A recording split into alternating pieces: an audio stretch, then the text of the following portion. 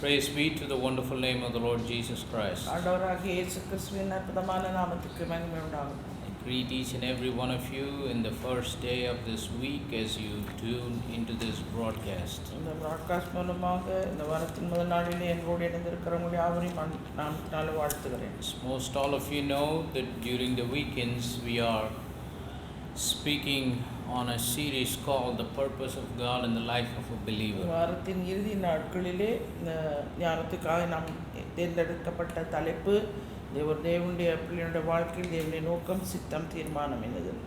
Last week we talked about the purpose of God will help us to find the provision of God. தேவனுடைய நோக்கம் தேவனுடைய தீர்மானத்தை நாம் அறிந்து கொள்ளும்போது தேவனுடைய காரியங்களை தேவன் நமக்கு அளிக்கிற சகல நன்மைகளையும் நமக்கு வழிகாட்டுகிறதா இருக்கிறது. It's very important that we are committed to His purpose so that we can find His provision. அவருடைய தீர்மானத்துக்கு நாம் அர்ப்பணிக்கும் போது அவர் அருளுகிற சகல நன்மைக்கும் நம்மை வழி நடத்துகிறதா இருக்கிறது. Many times people struggle to find the provision that God has already prepared for them. தேவன் ஏற்கனவே அவர்களுக்கென்று நியமித்து ஏற்படுத்தி வைத்திருக்கிற காரியங்களை அடையாளம் காண்பது என்பது இந்த நாட்களிலே ஜனங்களுக்கு கஷ்டமான ஒரு காரியமாயிருக்கிறது. But when we commit ourselves to His purpose and be sincere in it, we will be able to find that abundant provision that God has prepared for each and every one of அவருடைய us. நோக்கத்துக்கு அவருடைய தீர்மானத்துக்கு நம்மை அர்ப்பணிக்கும் போது தேவன் நமக்கென்று ஏற்படுத்தி வைத்திருக்கிற நியமித்திருக்கிற ஆயத்தம் பண்ணி வைத்திருக்கிற அபரிமிதமான அந்த ஆசீர்வாதங்கள் இன்னதென்பதை நாம் அடையாளம் காண முடியும். Today I would like to share another message that is pertaining to that series by the mercies of God. என்னுடைய கிருபையினாலே அந்த தலைப்பின் கீழே தொடர் செய்தியாக இந்த நாளிலே ஒரு செய்தியை பேச விரும்புகிறேன். Let us first of all turn to Exodus chapter number 3 and read verse 21 and 22. யாத்திராகமத்தின் புஸ்தகம் 3வது அதிகாரம் 21 22 வசனங்கள். Exodus chapter number 3 verse number 21 and 22. யாத்திராகமம் 3வது அதிகாரம் 21 22. Then we will go to 1 Timothy chapter number 6 verse number 17 and 18. 1 தீமோத்தேயு 6வது அதிகாரம் 17 18. Exodus 3:21 and 22 it says, "And I will give this people favor in the sight of the Egyptians, and it shall come to pass that when ye go, ye shall not go empty, but every woman shall borrow of her neighbor, and of her that sojourneth in her house, jewels of silver, and jewels of gold, and raiment, and ye shall put them upon your sons and upon your daughters, and ye shall spoil the Egyptians." அப்பொழுது இந்த ஜனங்களுக்கு எகிப்தியரின் கண்களில் தயவு கிடைக்க பண்ணுவேன். நீங்கள் போகும்போது வெறுமையாய் போவதில்லை. ஒவ்வொரு ஸ்திரீயும் தன் தன் அயலகத்தாளத்திலும் தன் வீட்டில் தங்குகிறவர்களிடத்திலும் வெள்ளியுடைமைகளையும் பொன்னுடைமைகளையும் வஸ்திரங்களையும் கேட்டு வாங்குவாள்.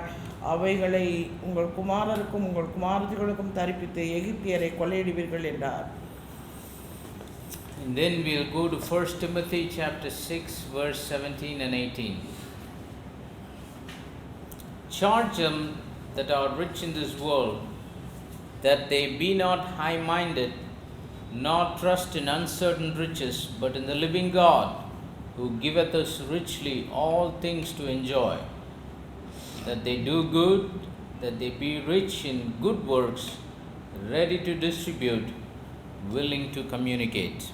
இவ்வுலகத்தில் ஐஸ்வர்யம் உள்ளவர்களால் இருமாப்பான சிந்தை உள்ளவர்களாயிராமலும் நிலையற்ற ஐஸ்வர்யத்தின் மேல் நம்பிக்கை வையாமலும் நாம் அனுபவிக்கிறதுக்கு சகலவித நன்மைகளையும் நமக்கு சம்பூர்ணமாய் கொடுக்கிற ஜீவனுள்ள தேவன் மேல் நம்பிக்கை வைக்கவும், நன்மை செய்யவும், நற்கிரியைகளில் ஐஸ்வர்யவான்களாகவும் தாராளமாய் கொடுக்கிறவர்களும் உதார குணமுள்ளவர்களாக இருக்கவும்.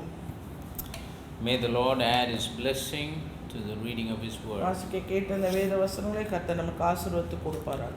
Let us bow our heads and close our eyes for a word of prayer. நம்முடைய தலைகளை வணங்கி கண்களை மூடி ஜெபிப்போம். Our gracious and loving Heavenly Father, கிருபையும் அன்பும் நிறைந்த பரலோகத்தின் தகப்பனே, we thank you for this wonderful opportunity that you have given us. நீ கொடுத்திருக்கிற இந்த நல்ல ஒரு வாய்ப்புக்கு தருணத்துக்காய் நன்றி செலுத்துகிறேன். Pray that you will anoint our lips of clay to speak your anointed word. உம்முடைய அபிஷேகிக்கப்பட்ட வார்த்தைகளை பேச என் நாவை நீர் அபிஷேகியும். Anoint every ears to hear and every hearts to receive. கேட்கிற செவியும் ஏற்றுக்கொள்ளுகிற இருதயத்தை நீர் அபிஷேகியும். Anoint every lives that is receiving this word with thirst to be transformed by your word. இந்த வார்த்தையை ஏற்றுக்கொண்டு அதனாலே வாழ்க்கை மறுரூபமாகிற ஒவ்வொரு வாழ்க்கையை நீர் அபிஷேகிக்க வேண்டுமாய் ஜெபிக்கிறேன். Bind all the power of darkness in the name of the Lord Jesus Christ. எல்லா அந்தகாரத்தின் கிரிகளை உம்முடைய நாமத்தினாலே கடிந்து கட்டி சபித்து அப்புறப்படுத்துகிறேன். May the liberty of your spirit be with us. உம்முடைய விடுதலை ஆவியானவர் எங்கள் மத்தியிலே தங்கி இருக்கட்டும்.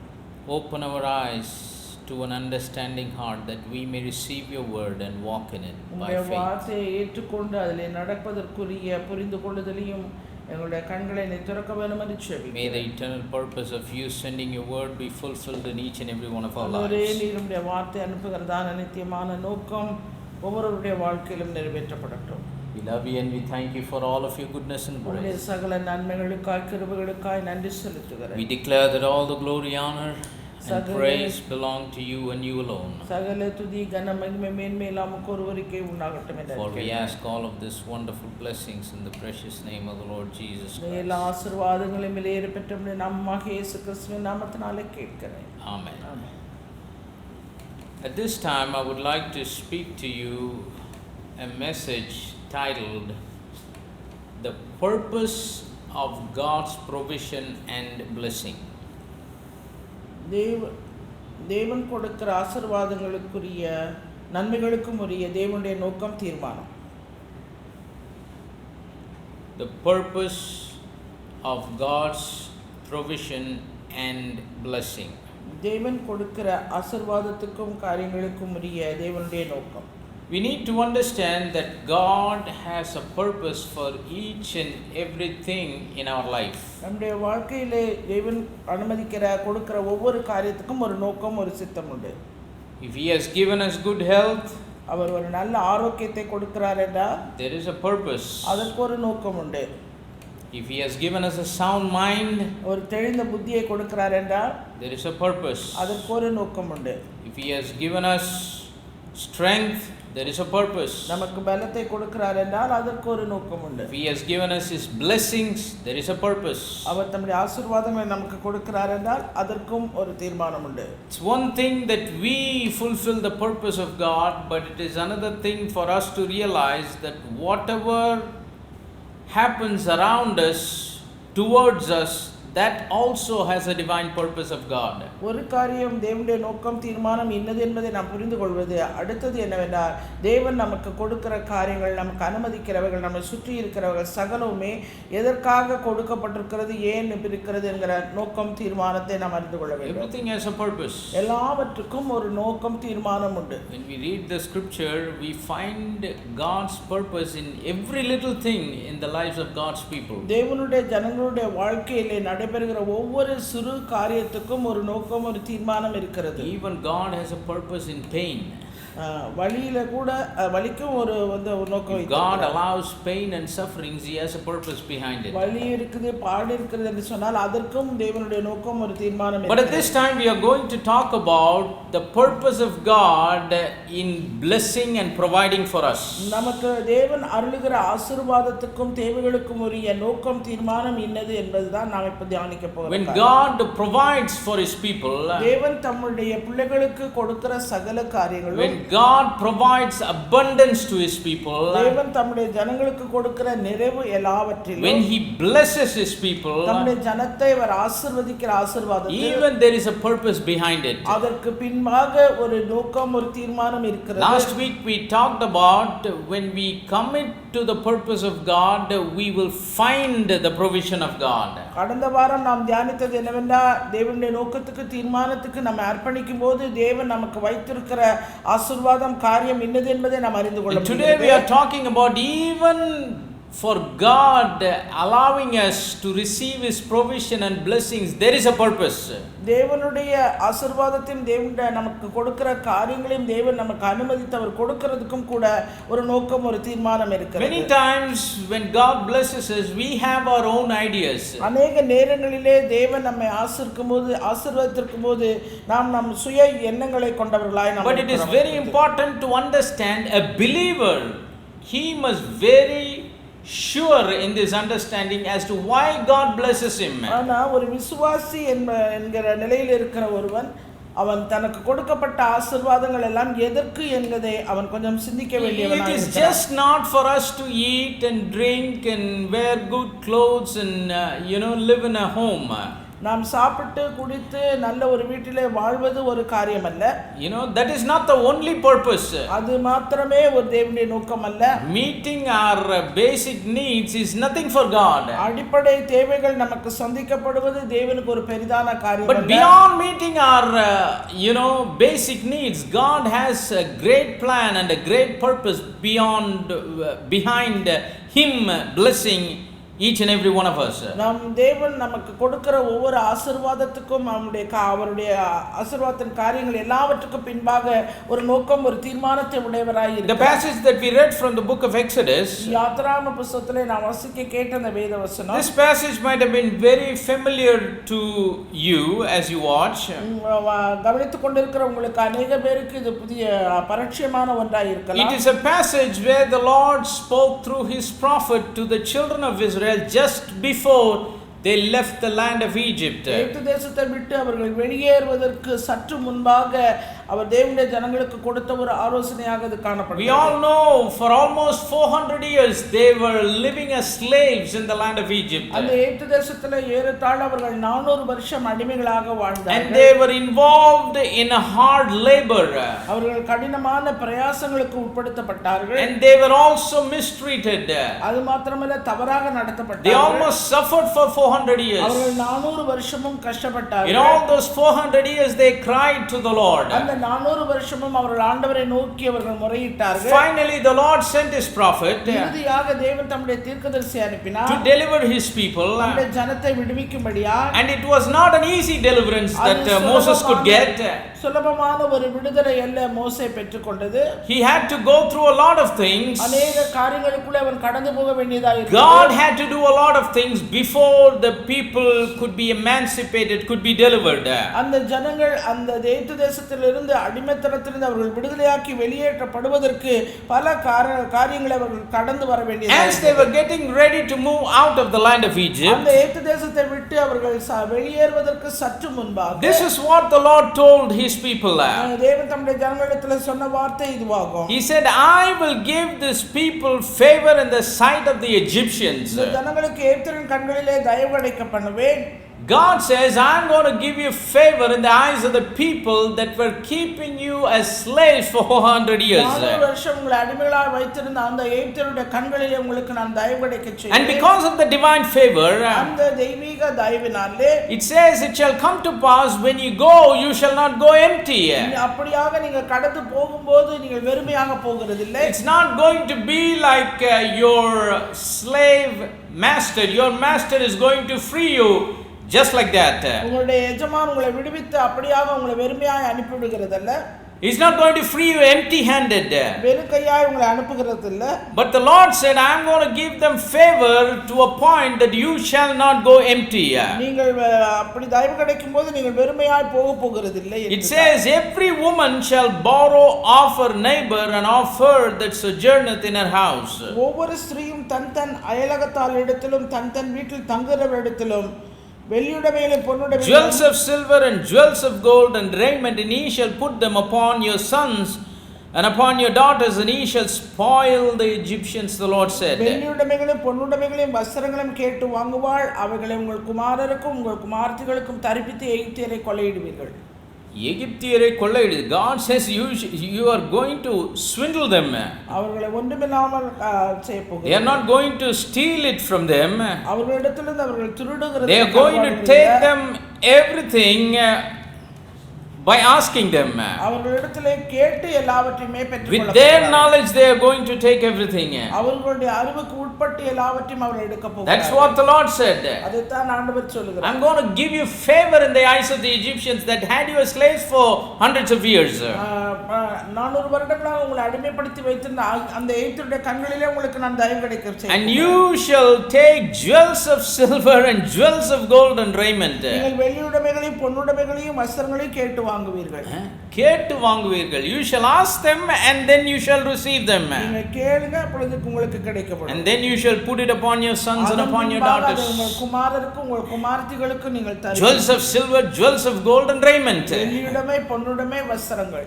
Sometimes people think சில நேரங்களில ஜனங்கள் நினைப்பார்கள், the Bible says we can put jewels of silver, jewels of gold and raiment on sons and daughters. வேதத்திலே சொல்லி இருக்கிறது குமாரருக்கும் குமாரத்திகளுக்கும் வெள்ளியுடைமை, பொன்னுடைமைகளையும் வஸ்திரங்களையும் தரிப்பிக்கலாம் என்று. This has been spoken to those people that were living at that time, during the age of consciousness. அந்த மனசாட்சியின் காலத்திலே வாழ்ந்த அந்த ஜனங்களுக்கு ஆண்டவராலே கொடுக்கப்பட்ட ஒரு கட்டளை இது. Yes, there are scriptures, especially in the book of Ezekiel chapter 16. எசேக்கியேல் 16வது அதிகாரத்திலே சொல்லப்பட்டிருக்கிறது. How the Lord decked them with gold and silver and all kinds of ornaments. அந்த பொன் ஆபரணங்கள், அந்த வெள்ளி ஆபரணங்கள், அவைகளை கொண்டு தேவன் என்னவாக அதை நினைக்கிறார், கருதுகிறார். But as you go through the chapter and come towards the end, அந்த அதிகாரம் முழுவதையும் நீங்கள் படித்துவிட்டு அந்த இறுதிக்கு நீங்கள் வருவீர்களானா, the Lord expresses himself as to how he was angry with the people because they made the ornaments that the Lord gave them to become idols. அவர்களுக்கு ஆண்டவர் கொடுத்த இந்த வெள்ளியுடைமை, இந்த பொன்னுடைமைகளை எல்லாவற்றையும் அவர்கள் பின்னான காலத்தில் அதை எப்படி அவர்கள் விக்கிரங்களாக மாற்றினார் என்று ஆண்டவர் கோபம் கொண்டார். Instead of loving the Lord, they began to love all of these ornaments that the Lord decked them with. ஆண்டவரே அவர்கள் அன்பு கூர்ந்து அவருக்கு முதலிடம் கொடுப்பதற்கு பதிலாக அவர்கள் அந்த வெள்ளியுடைமை, பொன்னுடைமைகளினாலே விக்கிரங்களை செய்து அதை அவர்கள் நேசிக்க ஆரம்பித்தார்கள். That's why in the present age of the church, இந்த நிகழ்காலத்தின் in the new covenant age, புது உடன்படிக்கையின் சபையிலே God said your ornaments is not your beauty, உன்னுடைய ஆபரணங்கள் உன்னுடைய அழகு அல்ல, your holiness is your beauty. உன்னுடைய பரிசுத்தம் உனக்கு அழகு. The real beauty of the bride of Jesus Christ is the holiness. ஆண்டவராகிய இயேசு கிறிஸ்துவின் மணவாட்டிக்கு உண்மையான அழகு என்பது பரிசுத்தம். The real beauty of the bride of Jesus Christ is the righteousness of God. அந்த உண்மையான மணவாட்டிக்குரிய அழகு என்பது அவளிலே இருக்கப்படுகிற நீதியாகும். The real beauty of the bride of Jesus Christ is gentleness and meekness and kindness and good behavior and character. That is the beauty of the church. இயேசு கிறிஸ்துவின் உண்மையான மணவாட்டிக்குரிய அழகு என்பது அவளிலே காணப்படுகிற நற்கிரியைகளும் உத்தமமான குணமும் நல்ல காரியங்கள். That's why in the New Testament the scripture says these ornaments, the gold, the silver, and all those things, they are not going to add any beauty. Just cast them off. எனவே புதிய உடன்படிக்கை சபைக்கு அவர் சொல்லும்போது சொல்கிறார், இந்த வெள்ளியுடைமை, இந்த பொன்னுடைமைகளினால் ஆன ஆபரணங்கள் உங்களுக்கு அழகல்ல, அவைகள் எல்லாம் நீங்கள் தூக்கி எறிய வேண்டும் என்று. Put out the things that are external, which you think adds beauty, and put on the things that are internal. நீங்கள் அழகு என்று நினைத்துக் கொண்டிருக்கிற அந்த வெளிப்புறமான சகல ஆபரணங்களையும் தூக்கி வெளியே எறியுங்கள். But why did God give these people all of these things? இந்த ஜனங்களுக்கு இவைகள் எல்லாவற்றையும் ஆண்டவர் கொடுத்தார். Is it to build a golden calf? அது வந்து பொன்கன்றுக்குட்டி செய்வதற்கு. Why when these slaves left the land of Egypt, who are God's people, God said you will not go empty handed, I'm going to give you favor, you shall spoil the Egyptians, the Lord said. தேவனுடைய ஜனங்கள் வெறுமையாய் அந்த எகிப்திய அடிமைத்தனத்தை விட்டு அவர்கள் வெறுமையாய் போகிறதிலே ஒவ்வொருவரும் வெள்ளியுடைமை, பொன்னுடைமை, வஸ்திரங்களை கேட்டு வாங்கி இவ்விதமாய் எகிப்தியரை அவர்கள் கொள்ளையிட்டு கடந்து போவார்கள். What is the purpose for God providing these blessings to the people? இப்படிப்பட்ட ஒரு ஆசீர்வாதத்தை தம்முடைய ஜனத்துக்கு கொடுத்த அந்த தேவனுடைய நோக்கம் தான் என்ன? Let us go to the book of Exodus chapter number 35. யாத்ராகமம் 35வது அதிகாரத்துக்கு. What happened in Exodus chapter 3 of God blessing his people? தேவன் தம்முடைய ஜனங்களை 3வது அதிகாரத்திலே எகிப்தியரை கொள்ளையிட்டு ஆசீர்வதித்தார். The purpose is being revealed in chapter number 35. அது 35வது அதிகாரத்திலே அதற்கான காரணம் இருக்கிறது. In Exodus 35 beginning from verse number 4, the scripture says, யாத்ராகமம் 35:4 ஆரம்பத்திலிருந்து the scripture says, வேதவசனம் சொல்கிறது, and Moses spake unto all the congregation of the children of Israel, saying, this is the thing which the Lord commanded. பின்னும் மோசே இஸ்ரவேல் புத்திரராகிய சபையார் எல்லாரையும் நோக்கி, verse number 5, take ye from among you an offering unto the Lord, whosoever is of a willing heart, let him bring it, an offering of the Lord, gold and silver and brass. உங்களுக்கு உண்டானதிலே கர்த்தருக்கு ஒரு காணிக்கையை கொண்டு வந்து செலுத்துங்கள். மனமுள்ளவன் எவனோ அவன் அதை கொண்டு வரட்டும். கர்த்தருக்கு செலுத்தும் காணிக்கை என்னவென்றால் பொன்னும் வெள்ளியும் வெண்கலமும் Verse number 4, he said, "This is the thing which the Lord is commanding you." ஆண்டவர் இந்த காரியங்களை தான் உங்களுக்கு கட்டளையிட்டு சொல்லுகிறார். But in verse number 5, he says, "Those of you who are of a willing heart." யாருக்கெல்லாம் மனம் முவந்து கொடுக்க விருப்பமுள்ளவர்களோ அவர்களை எல்லாம். See, God commands his people. தேவன் தம்முடைய ஜனங்களுக்கு கட்டளையிட்டு சொல்லுகிறார். But it is very important that we obey to that commandment, not because of some external force or pressure, but out of a willing heart. தேவன் சொன்ன அந்த கட்டளையை வெளிப்புறமான ஒரு அழுத்துதலினாலோ உந்துதலினாலோ நீ கட்டாயப்படுத்துவதனாலோ நீ கொடுக்கிறதுல உன்னுடைய மனப்பூர்வத்தினாலே நீ அதை கொடுக்க. Many times people think God's commandment is a pressure.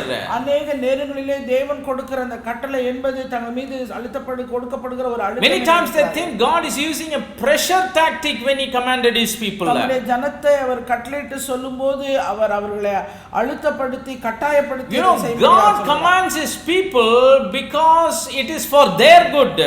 தேவன் தம்முடைய ஜனங்களுக்கு கட்டளையிட்டு சொல்கிறது அவர்களுடைய நன்மைக்காக. Many times as parents when they advise the children, they even command the children. அநேக நேரங்களிலே பிள்ளைகளுக்கு பெற்றோர்கள் கட்டளையிட்டு சொல்லுகிற காரியங்கள் உண்டு. பிள்ளைகளுக்கு ஆலோசனை சொல்லும் பொழுது அதை எப்படி சொல்றாங்க? ஒரு கட்டளையாவே சொல்றாங்க. இப்படி தான் நீ செய்யணும். This is how you have to do. இப்படியாக நீ செய்ய வேண்டும் என்று அவர்கள் கட்டளை. Why do the parents who love their children say like this? ஏன் பிள்ளைகளை நேசிக்கிற பெற்றோர்கள் அவிதமாக Is it to put them under pressure? அவர்களை அழுத்தத்துக்கு உட்படுத்துவது. Are they trying to do any pressure tactic? இல்ல ஏதாவது அவர்களை கட்டாயப்படுத்தி Why do they command their children? ஏன் தம்முடைய பிள்ளைகளை அவர்கள் கட்டளையிடுகிறார்கள்? It's because of their good.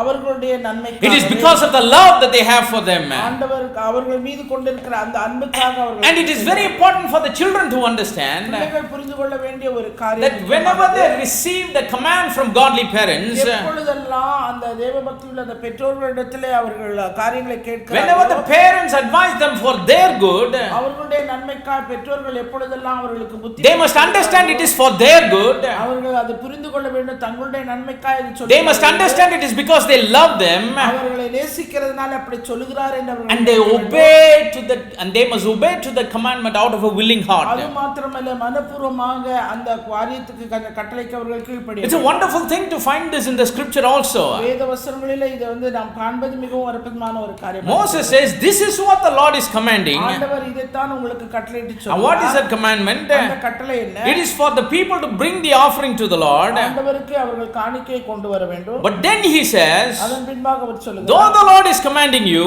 ஆண்டவர் உங்களுக்கு கட்டளையிட்ட போதும் whosoever is of a willing heart, எவனுக்கெல்லாம் மனமுள்ளவன் எவனோ அவன் அதை கொண்டு வரட்டும். Praise the name of the living God. Obedience to God's commandment should be undertaken out of a willing heart. தேவனுடைய கட்டளைக்கு கீழ்ப்படிகிறது என்பது மனப்பூர்வமுள்ள ஒரு இதயத்தினாலே செய்யப்படுகிற ஒரு காரியம். Not out of grudge. அது முறுமுறுப்போடு செய்யப்படுகிறது. Not doing it in a murmuring manner. இல்ல வாயை முறுமுறுத்துக்கொண்டு செய்கிற ஒரு காரியம் அல்ல. Not doing it with an attitude, oh there is no other way, I have to. நான் வேற வழியே இல்லை, இதை நான் செஞ்சுதான் ஆகணுமே என்று சொல்லி செய்கிறது. Sometimes சில நேரங்களிலே believers they have this question. விசுவாசிகளுக்குள்ளே இப்படிப்பட்டதான ஒரு கேள்வி. Yes, do I have to live like this? ஏன் நான் இப்படி வாழ வேண்டும்? இப்படி தான் வாழணுமா? Do I have to live like that? நான் இப்படி தான் வாழணுமா? What do we mean by saying do I have to? நான் இப்படி தான் வாழணுமான்னு கேக்குறதுக்கு அர்த்தம் என்ன? Means when they ask that question it looks like they don't agree with it fully. அவர்கள் அந்த வாழ்க்கையை அவர்கள் முழுவதுமாய் ஒத்துக்கொள்ளாத. When they ask such questions, அந்த கேள்வி அவர்கள் கேட்கும்போது it looks like they are not willing, totally willing out of their own heart. அவர்கள் தங்கள் முழு இதயத்தோடும் அதை அர்ப்பணித்து ஏற்றுக்கொண்ட இதயம் உள்ளவர்கள். They feel like there is a pressure on it. அவர்கள் மீது ஏதோ ஒரு கட்டாயப்படுத்தி அழுத்தம் கொடுக்கிறார்கள். They just want to know. அவர்கள் அதை அறிய விரும்புகிறார்கள். If I do it, if I don't do it, what will happen? செய்யா இத செய்யாட்டினா எனக்கு What will be the consequences? What are the pros and cons? Do I have to? இதனுடைய விளைவுகள் என்ன? நான் இப்படி தான் இருக்கணுமா? But if a child of God understands தேவனுடைய பிள்ளை புரிந்து கொள்வார் that God is a loving God, தேவன் அன்பான தேவன், and every commandment he has given is for my good, அவர் கட்டளையிட்டு சொல்லுகிற யாவும் என்னுடைய நன்மைக்காக. he won't say I have to do it, he will say I will do it. அது நான் இப்படி தான் செய்யணுமான்னு இல்ல, நான் இனிமே செய்வேன் அப்படினு சொல்லுவான். ஐயோ செய்யணுமே அப்படின்றது இல்லை, நான் செய்கிறேன். There is a difference between I have to do it, I will do it. செய்யணுமாங்கிறதுக்கும் செய்வேன்றதுக்கும் வித்தியாசம் இருக்கு. மாறி வேண்டாம் வெறுப்பா ஒரு ஒரு விதமான என்ன சொல்றது, ஒரு எரிச்சலோட செய்யணுமா இப்படி தான் இருக்கணுமா அப்படின்றது போய், ஐயோ என்னை நேசிக்கிற ஆண்டவர் எனக்கு கட்டளையிட்டு இருக்காரு, நான் செய்வேன். Praise the name of the living God. Instead of doing it grudgingly and saying, do I have to do it? You will understand and know there is a loving God. He has commanded me these things for my good. Therefore I will do it. முறுமுறுத்து கொண்டு மன கஷ்டத்தோடு அப்படி செய்யணுமா என்கிற காரியத்தை காட்டிலும் ஆண்டவர் என் மீது அன்பு வைத்திருக்கிறார், அன்பான தேவன், எனவே நான் அதை செய்வேன் என்று சொல்லி மனம் வந்து செய்ய வேண்டும். So the scripture says this is what the Lord commanded. ஆண்டவர் கட்டளையிட்டு சொன்ன காரியம் இதுதான். But when you carry out the commandment, நீங்கள் அந்த கட்டளையின்படியாய் செய்ய, Moses says carry it out of a willing heart. ஒரு மனப்பூர்வமுள்ள இதயத்தோடு அதை செய்ய நீங்கள் எடுக்க வேண்டும். What was the commandment that they needed to carry out with a willing heart? அவர்கள் எப்படிப்பட்டதான ஒரு கட்டளையை மனமுவந்து ஏற்றுக்கொண்டு செய்ய வேண்டும். He says whosoever is of a willing heart, let him bring it an offering of the Lord, gold and silver and brass. மனமுள்ளவன் எவனோ அவன் அதை கொண்டு வரட்டும், கர்த்தருக்கு செலுத்தும் காணிக்கை என்னவென்றால் பொன்னும் வெள்ளியும் வெண்கலமும். And he did not stop there. அதோடு நிறுத்தவில்லை. When we read from verse number 6, 6ஆம் வசனத்தை வாசிப்போம். he talks about many things, and blue and purple and scarlet and fine linen and goat's hair. இளநீல நூல், இரத்தாம்பர நூல், சிவப்பு நூல், மெல்லிய பஞ்சு நூல், வெள்ளாட்டு மயிரும், 7 ram skins dyed red and badger skins and shittim wood. சிவப்பு தீர்ந்த ஆட்டுக்கடா தோலும், தகசு தோலும், சீத்தி மரமும், and oil for the light and spices for the anointing oil and for the sweet incense. விளக்குக்கு எண்ணெயும் அபிஷேக தைலத்துக்கு பரிமள வர்க்கங்களும் தூபத்துக்கு சுகந்த வர்க்கங்களும், onyx stones and stones to be set for the ephod and for the breastplate.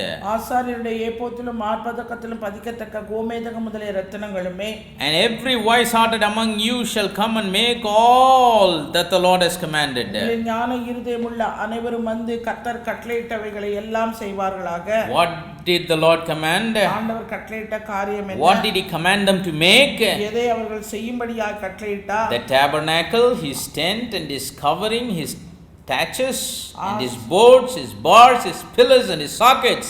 ஆசஸ்தலத்தையும் அதன் கூடாரத்தையும் அதன் மூடியையும் அதன் கொக்கிகளையும் அதன் பலகைகளையும் தாழ்பாள்களையும் அதன் தூண்களையும் அதன் பாதங்களையும். Verse number 12, the ark and the staves thereof with the mercy seat and the veil of the covering. பெட்டியையும் அதன் தண்டுகளையும் கிருபாசனத்தையும் மறைவின் திரைச்சீலையும். The table and his staves and all his vessels and the shewbread. மேஜையும் அதன் தண்டுகளையும் அதன் சகல பனிமுட்டுகளையும்.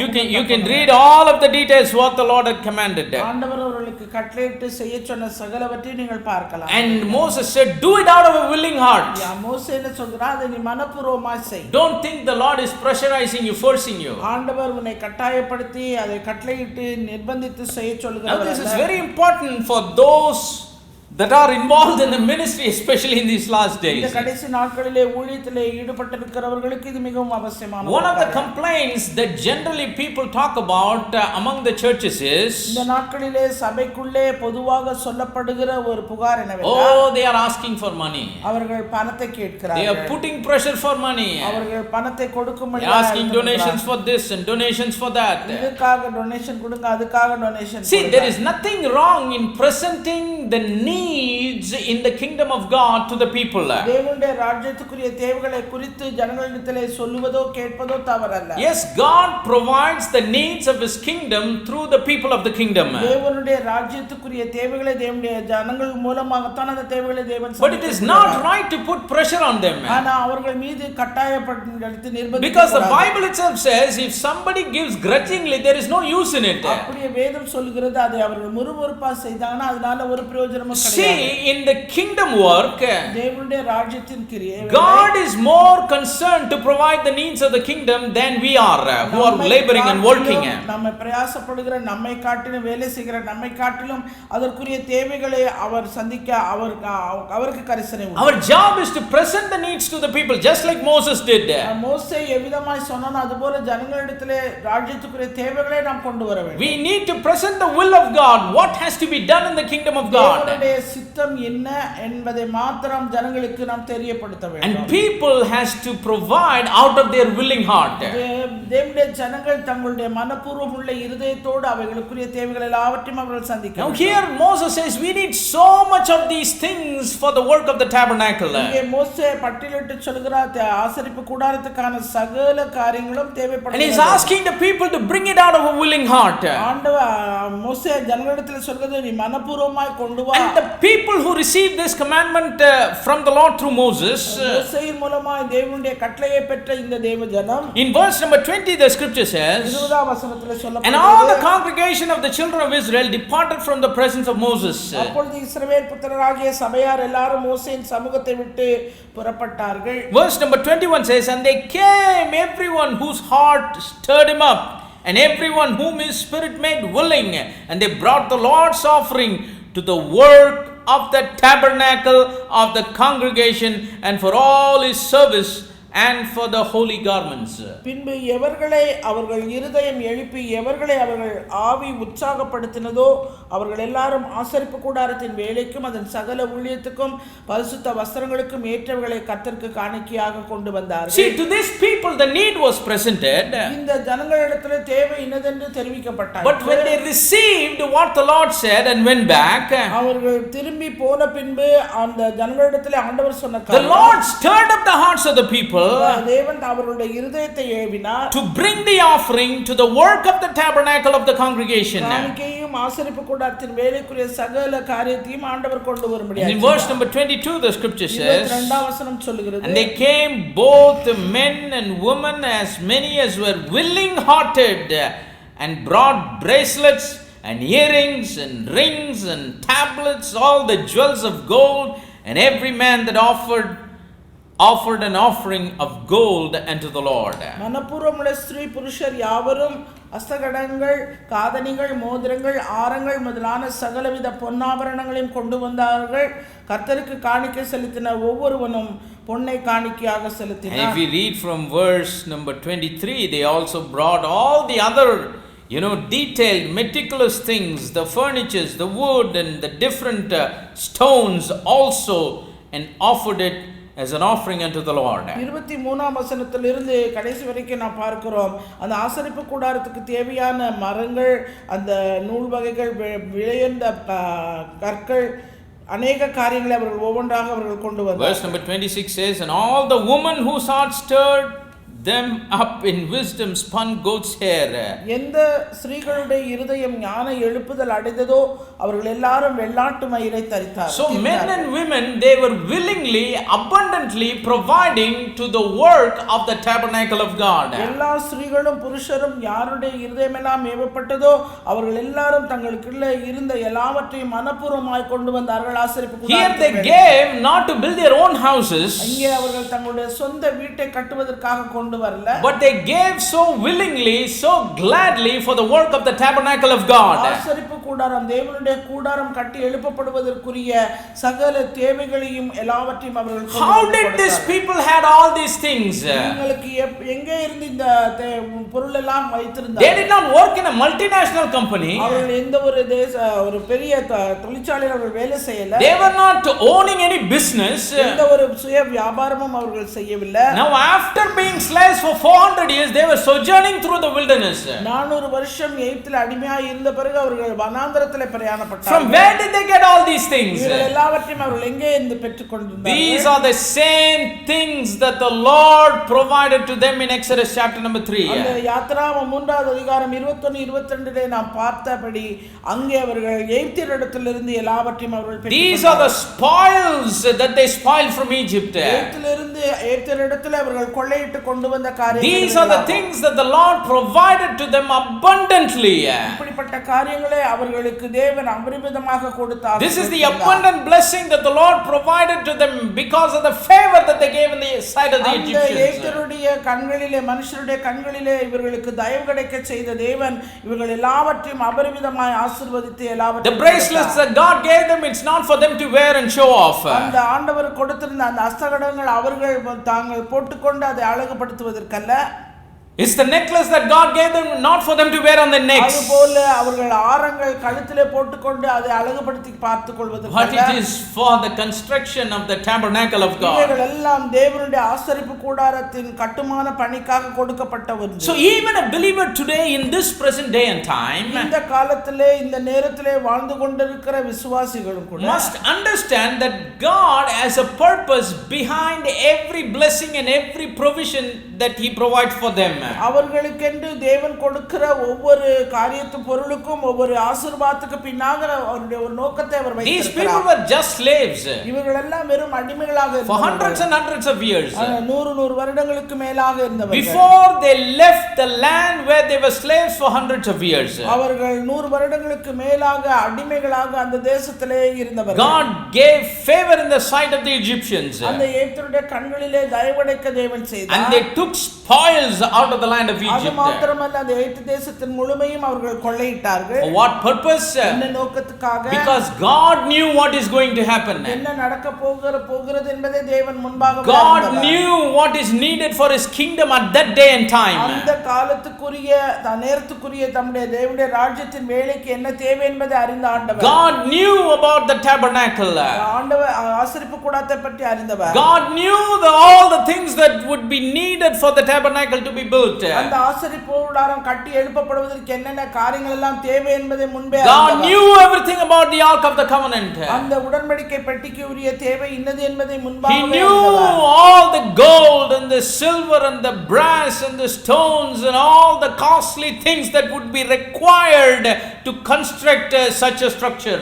அப்படிப்பட்டதான ஆசரிப்பு கூடாரத்துக்கும் அந்த உடன்படிக்கை பெட்டிக்குரிய சகல விதமான விலையுள்ள வஸ்துக்களாகிய பொன் வெள்ளி விலையேறப்பெற்ற கற்கள் எல்லாவற்றையும் ஆண்டவர் அறிந்தவராய் அவர்கள் எல்லாவற்றையும் ஜனங்களுக்கு That is the reason God gave favor in the sight of the Egyptian to spoil அந்த the காரணத்தினாலே Egyptians. எகிப்தியருடைய கண்களிலே தயவு கிடைக்க செய்து அவர்களை கொள்ளையிடும்படியாய் ஆண்டவர் தேவனுடைய ஜனங்களுக்கு கட்டளையிட்டார். Praise the name of the living God. God never blesses His people without a purpose for that blessing.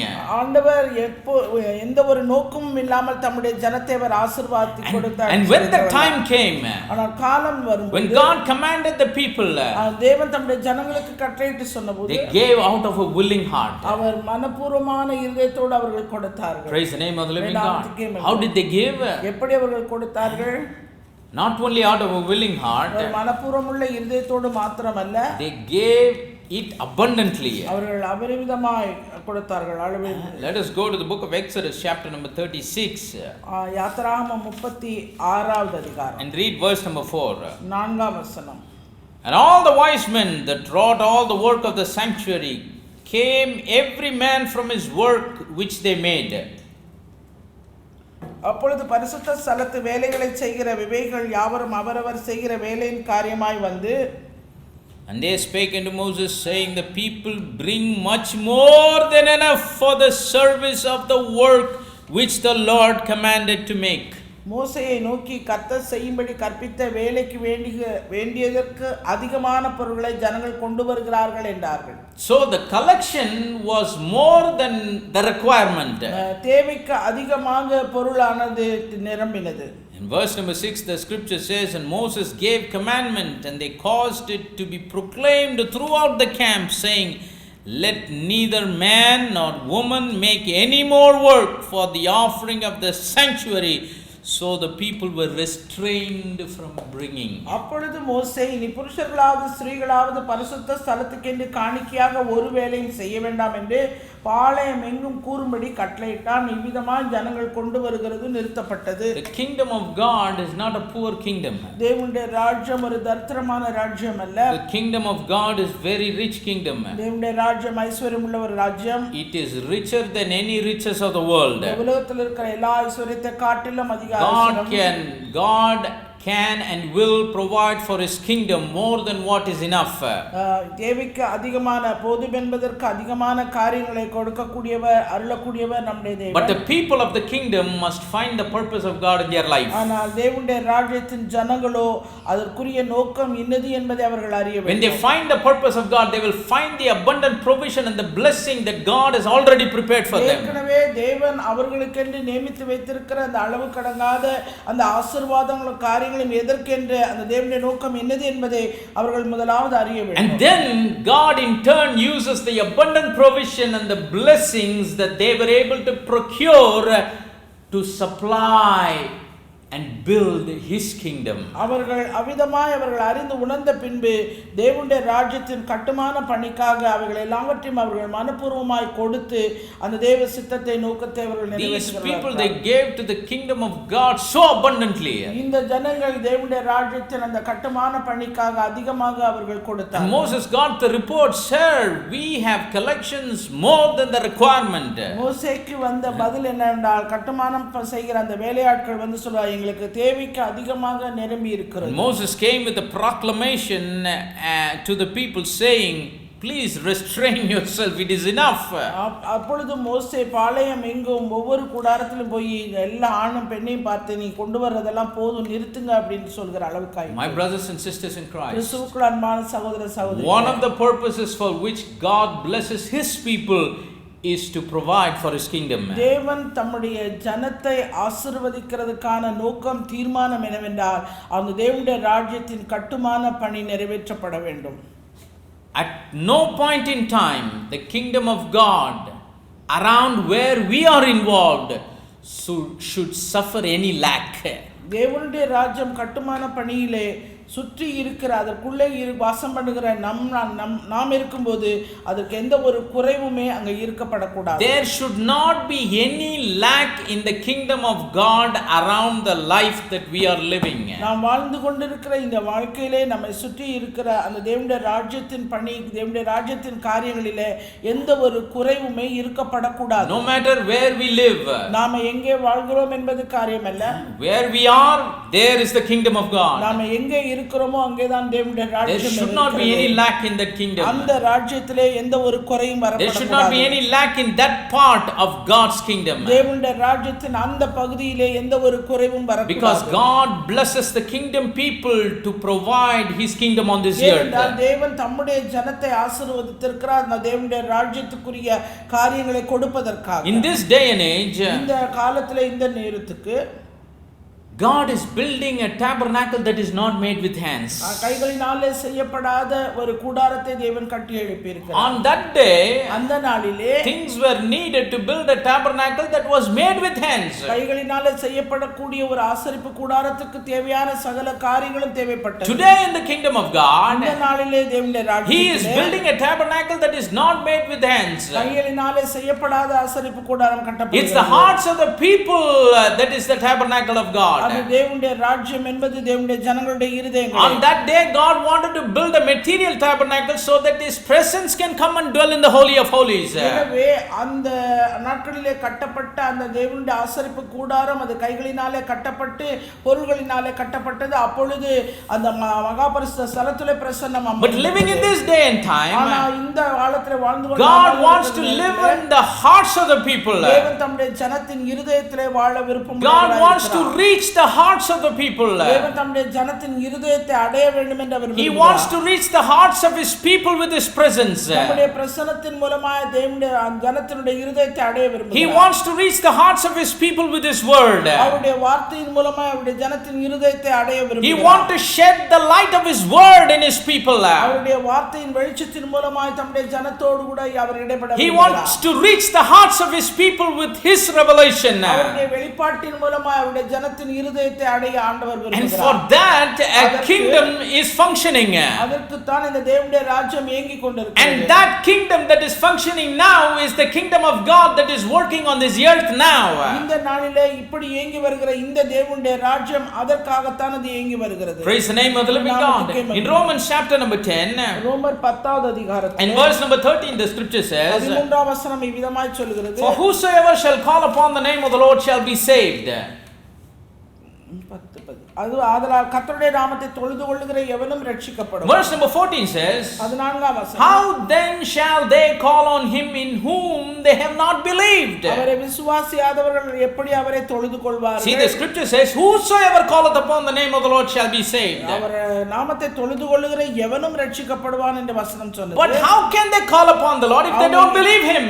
அவரை விசுவாசியாதவர்கள் எப்படி அவரை நோக்கி And then the scripture says, and how shall they believe in him of whom they have not heard? heard? அவரை குறித்து கேள்விப்படாதவர்கள் எப்படி விசுவாசிப்பார்கள்? How can they call on whom they have not believed? விசுவாசியாதவர்கள் எப்படி அவரை தொழுது How கொள்வார்கள்? can they believe? எப்படி அவர்கள் Faith cometh by விசுவாசிப்பார்கள்? hearing, and hearing by the word of God. விசுவாசம் கேள்வினால வரும், கேள்வி தேவனுடைய So வசனத்தினால if the வரும். people have to call, they have to believe. எனவே இந்த ஆண்டவர் ஜனங்களை நோக்கி ஆண்டவரை நோக்கி ஜனங்கள் கூப்பிட வேண்டும் If என்றால் they அவர்கள் have விசுவாசிக்க to வேண்டும். believe to be saved, they have to hear the message of எனவே salvation. அவர்கள் ரட்சிக்கப்படுவதற்கு விசுவாசிக்க வேண்டுமானால் அவர்கள் கேள்விப்பட And வேண்டும். then the scripture says, and how shall they hear without a preacher? ஒரு பிரசங்கிக்கிறவன் இல்லாவிட்டால் எப்படி கேள்விப்படுவார்கள்? These are not my words, these are from the scriptures. இதெல்லாம் என்னுடைய வார்த்தை இல்ல, வேத It's the வசனத்தின் word of the living God. ஜீவனுள்ள தேவனுடைய வார்த்தைகளே. Not to everyone the Lord does go and preach the gospel like he preached to Apostle Paul. பவுலப்போஸ்தலனுக்கு பிரசங்கித்தது போல எல்லாருக்கும் ஆண்டவர் வசனத்தை சுவிசேஷத்தை You know, some people have this notion. சிலருக்கு இப்படிப்பட்டதான தனிப்பட்ட If God wants to preach, he can do it anyhow. ஆண்டவரை பற்றி நீங்க பிரசங்கிக்கணும், எப்படியாவது செய்யுங்க. Why do we have to worry about who will go and who to send? யார்கிட்ட போய் பேசுறது, யார் அனுப்புறது? Did he not speak to Paul? Our பவுலப்போஸ்தலன்ட்ட பேசலையா? A great light shined around him and he fell down from the horse and he heard a voice and he repented. ஒரு வெளிச்சம் வந்து தோன்றினது, அவன் விழுந்தாங்க, ஆண்டவர் கண்டு மனம் திரும்பினான். No, God did that to Saul because if he would have sent anyone, Saul would have killed him before they spoke the gospel to him. இப்படி செய்யறதுக்கு பதிலாக ஆண்டவர் அவனை அனுவதற்கு பதிலாக வேறு யார் மூலமாய் சுவிசேஷத்தை அறிவிக்க சென்றிருந்தால் அவன் சுவிசேஷத்தை அறிவிக்கிறதுக்கு முன்பாக பவுலப்போஸ்தலன் அவனை கொண்டு God had to do something dramatically supernatural. எனவே இயற்கைக்கு அப்பாற்பட்ட விதத்திலே அப்படிப்பட்ட ஒரு காரியத்தை தேவன் செய்தார். Every preaching is supernatural. எனவே ஒவ்வொரு பிரசங்கமும் இயற்கைக்கு அப்பாற்பட்ட. But the preaching to Saul was dramatically supernatural. ஆனால் இங்கே பவுலப்போஸ்தலனுக்கு பிரசங்கித்ததோ அது இயற்கைக்கு அப்பாற்பட்ட தெய்வீக காரியம். It was beyond his understanding. அது நம்முடைய அறிவு கெட்டாத ஒரு காரியமாய் இருக்கு. Praise the name of the living God. So let us not have this notion that God will do everything, let us not bother about it. ஆண்டவர் எல்லாத்தையும் செய்வார், அத பத்தி நமக்கு கவலை வேண்டாம் என்கிற அந்த நிலைப்பாடு இருக்கு. If we as believers should not bother about it, he would not have said what he said in the book of Romans chapter 10 as we are reading the scriptures. வாசிக்க கேட்ட இந்த வேத வசனத்தின்படி ஆண்டவர் செய்யக்கூடியவர், நாம் விசுவாசிகளாகிய நாம் எந்தக்கும் கவலைப்படாமல். How shall they believe in him of whom they have not heard? கேள்விப்படாதவர்கள் எப்படி அவரை விசுவாசிப்பார்கள்? And how shall they hear without a preacher? பிரசங்கிக்கிறவன் இல்லாவிட்டால் எப்படி கேள்விப்படுவார்கள்? And in verse number 15 says, how shall they preach except they be sent? அனுப்பப்படாவிட்டால் எப்படி பிரசங்கிப்பார்கள்? It says, as it is written, how beautiful are the feet of them that preach the gospel of peace and bring glad tidings of good things. சமாதானத்தை கூறி நற்காரியங்களை சுவிசேஷமாய் அறிவிக்கிறவருடைய பாதங்கள் எவ்வளவு அழகானவைகள் என்று எழுதி இருக்கிறது. So whosoever calleth upon the name of the Lord shall be saved. கர்த்தருடைய நாமத்தை தொழுது கொள்ளுகிற எவனும் ரட்சிக்கப்படுவார். If they need to call, they have to believe. அப்படி அவர்கள் கூப்பிட வேண்டும் என்றால் அவர்கள் விசுவாசிக்க வேண்டும். If they have to believe, they have to hear. விசுவாசிக்க வேண்டும் என்றால் அவர்கள் கேள்விப்பட வேண்டும். If they have to they have to be preached. அவர்கள் கேள்விப்பட வேண்டும் என்றால் அவர்களுக்கு பிரசங்கிக்கப்பட வேண்டும். If they have to be preached, it cannot happen without a preacher. பிரசங்கம் பண்ண வேண்டுமானால் பிரசங்கிக்கவன் இருக்க வேண்டும். And a preacher cannot preach except he be sent to preach. ஒருவன் அனுப்பப்படாவிட்டால் பிரசங்கிக்க முடியாது. Praise the name of the living God. You see, the gospel is free. சுவிசேஷம் இலவசமானது. Don't get me wrong. அது வந்து தவறா எடுத்துக்கொள்ளாதீங்க. Absolutely free. அது முற்றிலும் இலவசம். Why it is free? ஏன் இலவசம்? Because nobody can afford to pay for the gospel. அந்த சுவிசேஷத்துக்காக யாரும் கரையம் செலுத்த எவராலும் முடியாது. It is priceless. அது வந்து விலை மதிக்க முடியாது. Nobody can put a price tag or a value for the gospel. அந்த சுவிசேஷத்துக்கு என்ற ஒரு விலை மதிப்பையோ விலைக்கரையோ எவராலும் கணக்கிட முடியாது. There is nobody in this world that can afford it. அந்த உலகத்தில் இருக்கிற எவராலும் அதை வந்து அணுக முடியாது. Even the top 10 richest people, they come together and give all of their wealth to the gospel. They cannot buy it. மிக ஐஸ்வர்யவான்களாகி அந்த முதல் 10 பேரும் கூட மொத்த பேரும் வந்து அவருடைய மொத்த ஆசி எல்லாவற்றையும் கொடுத்தாலும் கூட இந்த சுவிசேஷத்துக்கு it's more valuable than that. அதற்கும் மேலாக இது அதிக மேன்மை உள்ளது. More precious than all of their wealth. அவர்களுடைய ஐஸ்வர்யங்களை காட்டிலும் ஆசிகளை காட்டிலும் மேன்மையானது. But there was a person that paid the price already. ஆனா ஏற்கனவே ஒரு நபர் அதற்கான ஒரு விலைக்கிரயத்தை Somebody paid it so that we can have it free. ஏற்கனவே ஒருத்தர் கொடுத்து விட்டதனால அது நமக்கு இலவசமானது. Somebody paid the right price because nobody is there ever in this world to afford it. இந்த உலகத்தில் இருக்கிற எவராலும் விலைக்கிரயம் கொடுத்ததை வாங்க இயலாத ஒரு காரணத்தினாலே ஏற்கனவே ஒருவர் அதற்குரிய விலைக்கிரயத்தை செலுத்தினதனால that price was paid by our Lord Jesus Christ. அந்த விலைக்கிரயம் செலுத்தியது நம்முடைய ஆண்டவராகிய இயேசு கிறிஸ்து. And the price that he paid was his own precious blood. அவர் கொடுத்த விலைக்கிரயம் வேறு ஒன்றுமில்லை, தன்னுடைய சுய இரத்தத்தை அவர் கொடுத்தார். And that blood is a righteous blood. அந்த இரத்தம் நீதியுள்ள இரத்தம். It is a holy blood. அது பரிசுத்தமுள்ள இரத்தம். There is no spot or speck in that blood. அதுல எந்த ஒரு மாசும் எந்த ஒரு அழுக்கும் கிடையாது. That is why it could perfectly redeem and remit the sins of the people. அதுதான் பரிபூரணமாய் ரட்சித்து ஒவ்வொரு பாவியையும் மாசற அது கழுவுகிறது. You know, you can pay money for a unit of a blood, a chemical fluid. நமக்கு இயற்கையுள்ள அந்த இரத்தத்தை ஒரு யூனிட்டை இவ்வளவு பைசா கொடுத்து வாங்கி விடலாம். Somebody, you know, someone can say, where we can find the blood? I will pay the money and buy. Tell me, how much does a unit of Jesus' blood cost? ஒரு கேட்கிறார் என்றால் இயேசு கிறிஸ்துவினுடைய இரத்தம் எங்கே இருக்கிறது, ஒரு யூனிட்டுடைய இரத்தத்தின் அளவு மணியோட வேல்யூ எவ்வளவு இருக்கும் சொல்லுங்க, நான் செலுத்தி வாங்கிறேன். We can pay money for natural chemical fluid. நம்ம இயற்கையான அந்த இரத்தத்துக்கு நம்ம எவ்வளவு வேணாலும் நம்ம பணத்தை கொடுத்து வாங்க முடியும். But what that blood has done, ஆனா இரத்தம் செய்த அந்த காரியம், what work the blood of Jesus has done. இயேசு கிறிஸ்துவின் இரத்தம் செய்த அந்த கிரியை. For example, what did it do? அவர் என்ன செய்திருக்கிறார்? It redeemed our soul that was going towards hell and transported it to heaven. பாதாளத்துக்கு போக வேண்டிய நம்முடைய ஆத்துமாவை அவர் பரலோகத்துக்கு மீட்டெடுத்திருக்கிறார். What price can we pay for that? என்ன விலை கிரயம் அதுக்கு கொடுப்பீங்க? To travel to cities by buses and trains and flights, we can pay money.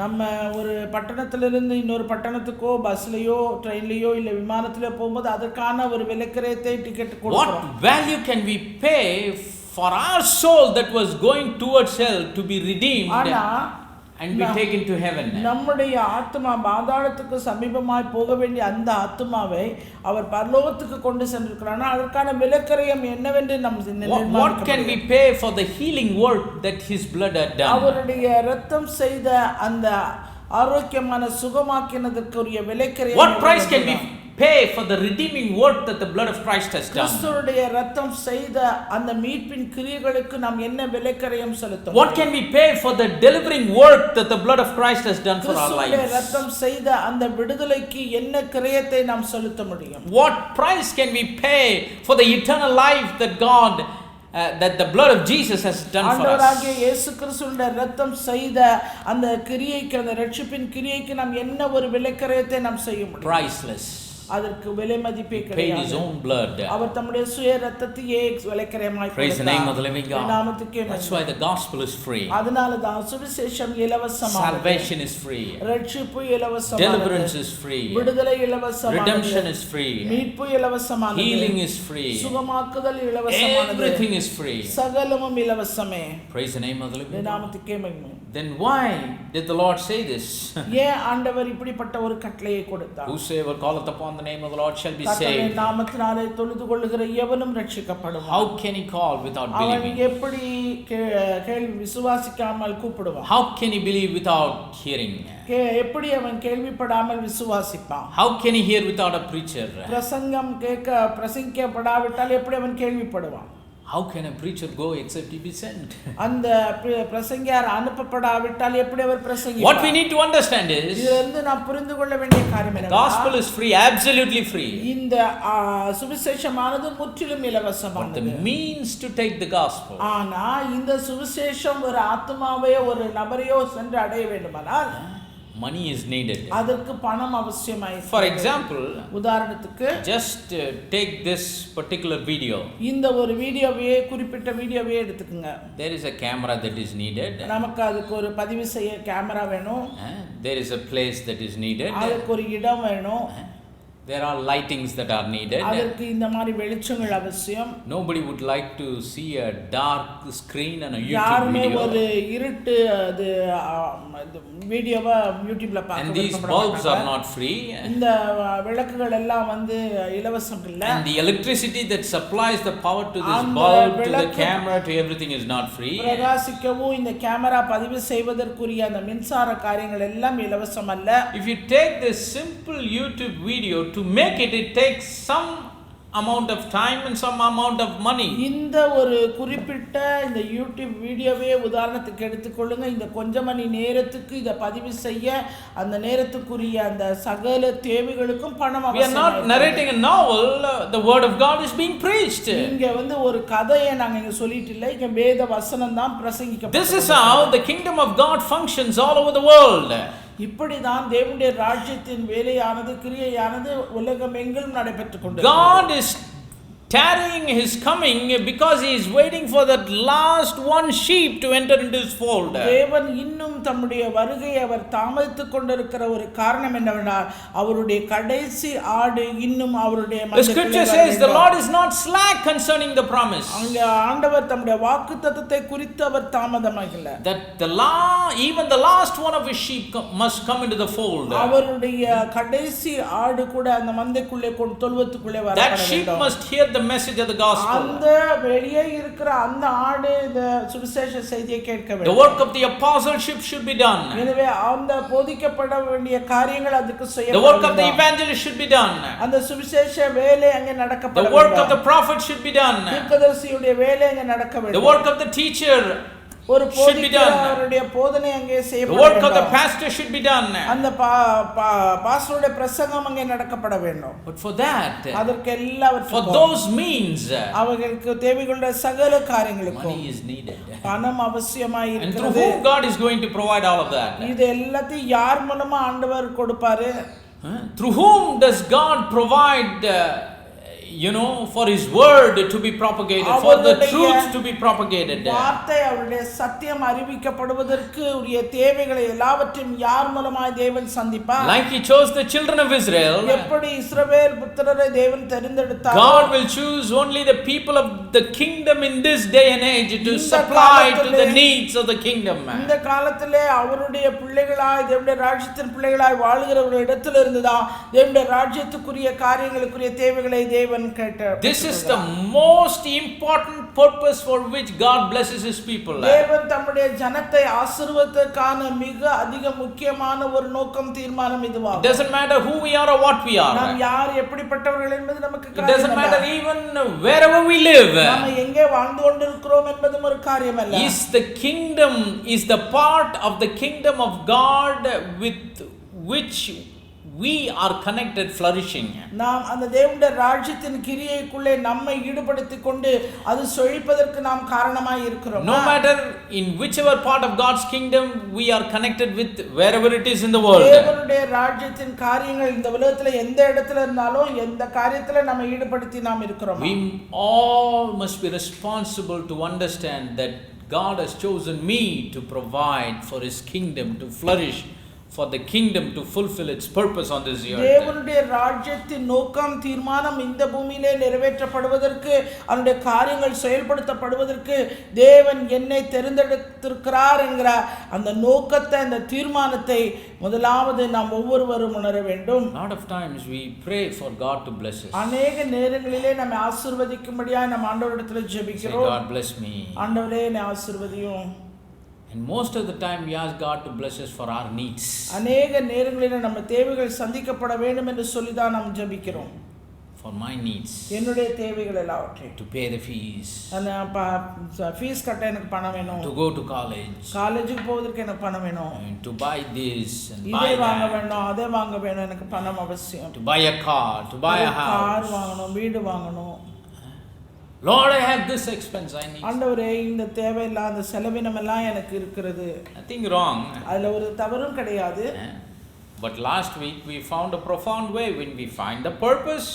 we get blessed. நாம் எப்படி ஆசீர்வதிக்கப்பட முடியும் என்பதை கடந்த வாரத்தில் பார்த்தோம். தேவனுடைய நோக்கம் தீர்மானம் இன்னது என்பதை நாம் அறிந்து உணர்ந்தோமானால் அதுவே கொண்டு போய் நம்மை தேவனுடைய ஆசீர்வாதத்துக்கு நம்மை வழிநடத்தும். Nothing wrong in asking the Lord to fulfill our needs. தேவனை நம்ம ஆசீர்வதிக்கும்படியாக கேட்பது எந்த ஒரு தவறும் கிடையாது. Have we ever prayed like this? இந்த விதமாக என்றைக்காவது நாம் ஜெபித்திருக்கிறோமா? Lord, bless me to bless your kingdom.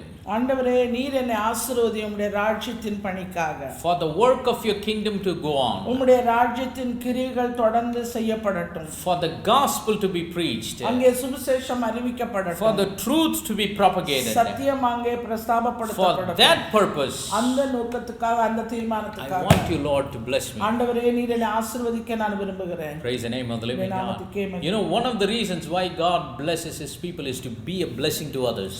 ஆண்டவர் தம்முடைய ஜனத்தை ஆசீர்வதித்து மற்றவர்களுக்கு ஆசீர்வாதமாய் வைத்திருப்பதற்கான காரணம் என்ன தெரியுமா? That's the true hallmark, is to bless others. அது மற்றவர்களை ஆசீர்வதிப்பதற்கு. The true hallmark of an Abraham's seed is not just to be blessed but to be a blessing. ஆபிரகாமுடைய சந்ததியாய் அவர் வழி வந்தவர்கள் எவருமே அவர்கள் ஆசீர்வாதம் உள்ளவர்களாக மாத்திரமல்ல மற்றவர்களுக்கு ஆசீர்வாதமாய் இருக்கப்பட வேண்டும் என்பது. That's the true hallmark of an Abrahamic blessing. அது ஆபிரகாம் ஆசீர்வாதத்துக்குரிய ஒரு ஹால்மார்க்காய் இருக்கிறது. Praise the name of the living God.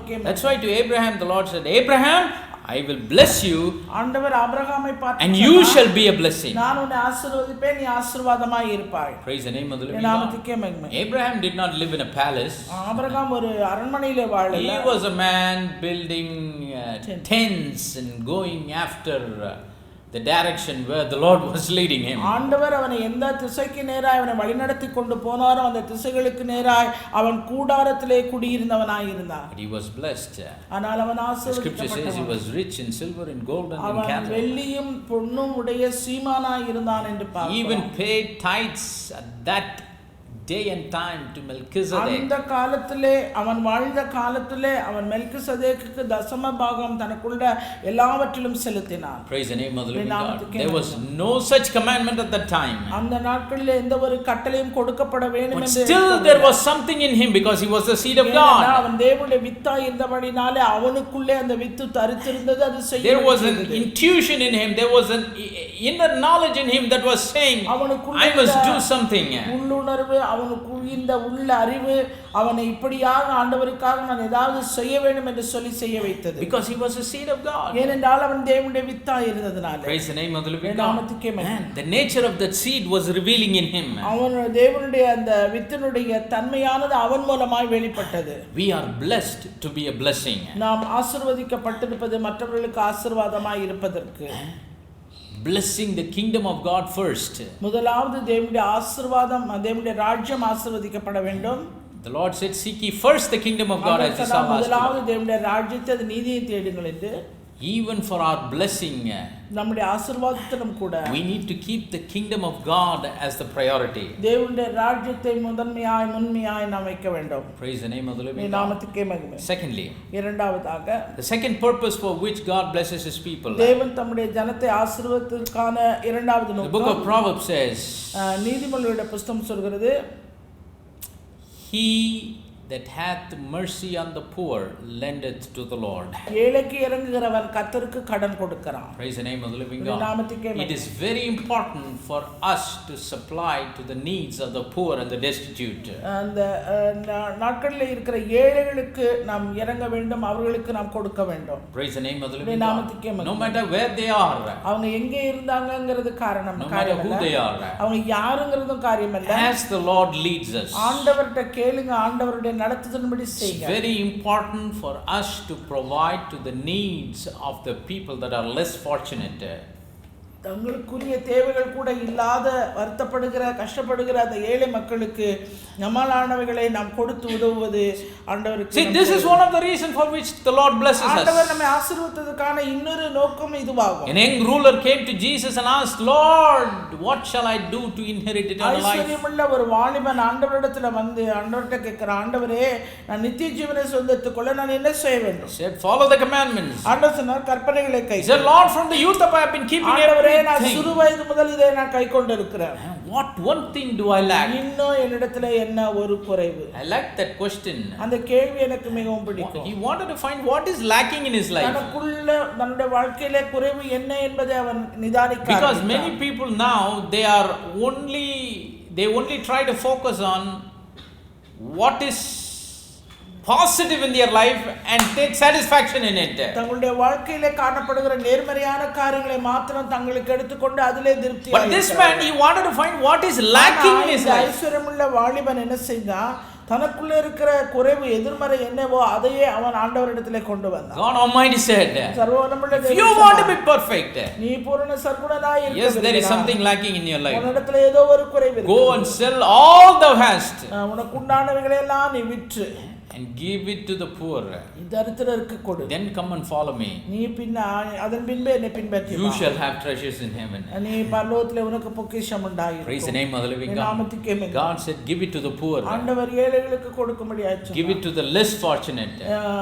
தகுதி இல்லாதவர்களுக்கு, ஒன்றும் இல்லாதவர்களுக்கு கொடு. That's the second reason for which God blesses us. தேவன் நம்மை ஆசீர்வதித்ததற்கான இரண்டாவது நோக்கம் அதுவாகும். That's the second reason for which God blesses his people and provides to them abundantly. ஜனங்களை அளவுக்கு அதிகமாய் ஆசீர்வதித்து வைத்திருப்பதற்கான இரண்டாவது நோக்கம் தீர்மானம் அதுவாகும். Ephesians chapter number 4 எபேசியருக்கு எழுதின நிருபம் 4வது அதிகாரம் and verse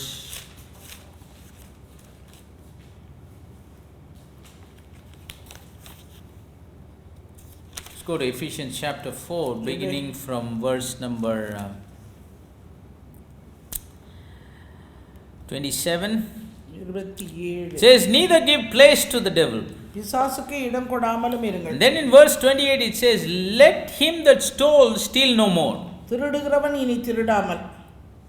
He's talking about the old life of some of the people. But here the Lord says, but rather let him labor, working with his hands, the thing which is good, that he may have to give to him that needeth. குறைச்சல் நமக்கு கொடுக்கத்தக்கதாக தனக்கு குறைச்சல் உள்ளவனுக்கு குறைச்சல் உள்ளவன், the one who needs, the one who lacks, in order to give to him.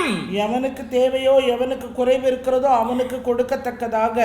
Let your hands work, labor for that which is good, so that you can share and distribute. நலமான வேலை செய்து பிரயாசப்படணும். பிரயாசப்படுறதுல வர்ற பங்கை குறைச்சல் உள்ளவனுக்கு தேவை உள்ளவனுக்கு share பண்ணணும், பங்களிக்க வேண்டும். When people work, they get salary, they get paid. ஜனங்கள் வேலை செய்யும்போது அவர்களுக்கு சம்பளம் கிடைக்கிறது, ஊதியம் உண்டாகும். It's not just for us to eat and enjoy. அது சாப்பிட்டு அனுபவிக்கிறதுக்கு மாத்திரமல்ல. Yes, the Lord also blesses his people for them to enjoy. We'll talk about it. தேவன் தம்முடைய ஜனங்கள் அவிதமாய் புசித்து அனுபவிக்க வேண்டும் என்பதற்காகவும் சொல்லப்பட்டிருக்கிறது. But here the scripture says, ஆனா இங்கே வேதவசனம் சொல்கிறது, first of all to build the kingdom of God. முதல்ல தேவனுடைய ராஜ்யத்தை கட்டுங்க. And to distribute and share with those that needs it. யாருக்கெல்லாம் குறைவு இருக்குது, யாருக்கெல்லாம் தேவை இருக்குதோ அவங்களுக்கெல்லாம் நீங்க பகிர்ந்து கொடுத்துருங்க. That's how the early church existed on this earth. ஆதி சபை அப்படியாக தான் இந்த பூமியிலே காணப்பட்டது. There's a scripture that says in the book of they sold everything and bring everything into the apostles' feet. அங்க அப்போஸ்தலர் நடபடிகள் புத்தகத்துல நான் வாசிக்கிறேன், அவர்கள் எல்லாம் தங்களுக்கு உண்டான எல்லாவற்றையும் விற்று கொண்டு வந்த அந்த கிரயத்தை அப்போஸ்தலருடைய பாதத்திலே வைத்தார்கள். Distributed among the people. அது பலருக்கும் பகிர்ந்து கொடுக்கப்பட்டது. It meets the need of the people. அந்த ஜனங்களுடைய தேவைகள் அதனால் சந்திக்கப்பட்டது. Praise the name of the living God. நாமத்துக்கே மகிமை. Bless the kingdom. முதலாவது தேவனுடைய ராஜ்யத்தை ஆசீர்வதிக்கும்படியாக, அடுத்து ஏழையை நீங்கள் ஆசீர்வதிக்க. Thirdly, மூன்றாவதாக God is honored when his people are blessed. தேவன் தம்முடைய ஜனங்கள் ஆசீர்வாதமாய் இருக்கும்போது தேவன் கனப்படுத்தப்படுகிறார். Not only spiritually blessed, even when they are materially blessed, God is honored. அவர்கள் ஆவிக்குரிய நிலையில மாத்திரமல்ல, மாம்ச ரீதியிலும் அவர்கள் ஆசீர்வாதமாய் இருக்கும்போது தேவன் மகிமைப்படுத்தப்படுகிறார், கனப்படுத்தப்படுகிறார். Jeremiah chapter number 33, எரேமியா தீர்க்கதரிசன புத்தகம் 33வது அதிகாரம், beginning from verse number 6, when we read the scriptures, அந்த 6ஆம் வசனத்திலிருந்து வேத வசனத்தை நாம் வாசிக்கும்போது this is how it reads. அது இப்படியாக இருக்கிறது. God says, behold, I will bring it health and cure, and I will cure them and will reveal unto them the abundance of peace and truth. இதோ நான் அவர்களுக்கு சௌக்கியமும் ஆரோக்கியமும் வரப்பண்ணி அவர்களை குணமாக்கி அவர்களுக்கு பரிபூரண சமாதானத்தையும் சத்தியத்தையும் வெளிப்படுத்துவேன். அவர்கள் என்றது அது தேவனுடைய ஜனங்கள். The it that we read in the scripture, it is talking about God's people. தேவனுடைய ஜனங்கள். God says, I will bring them health and cure.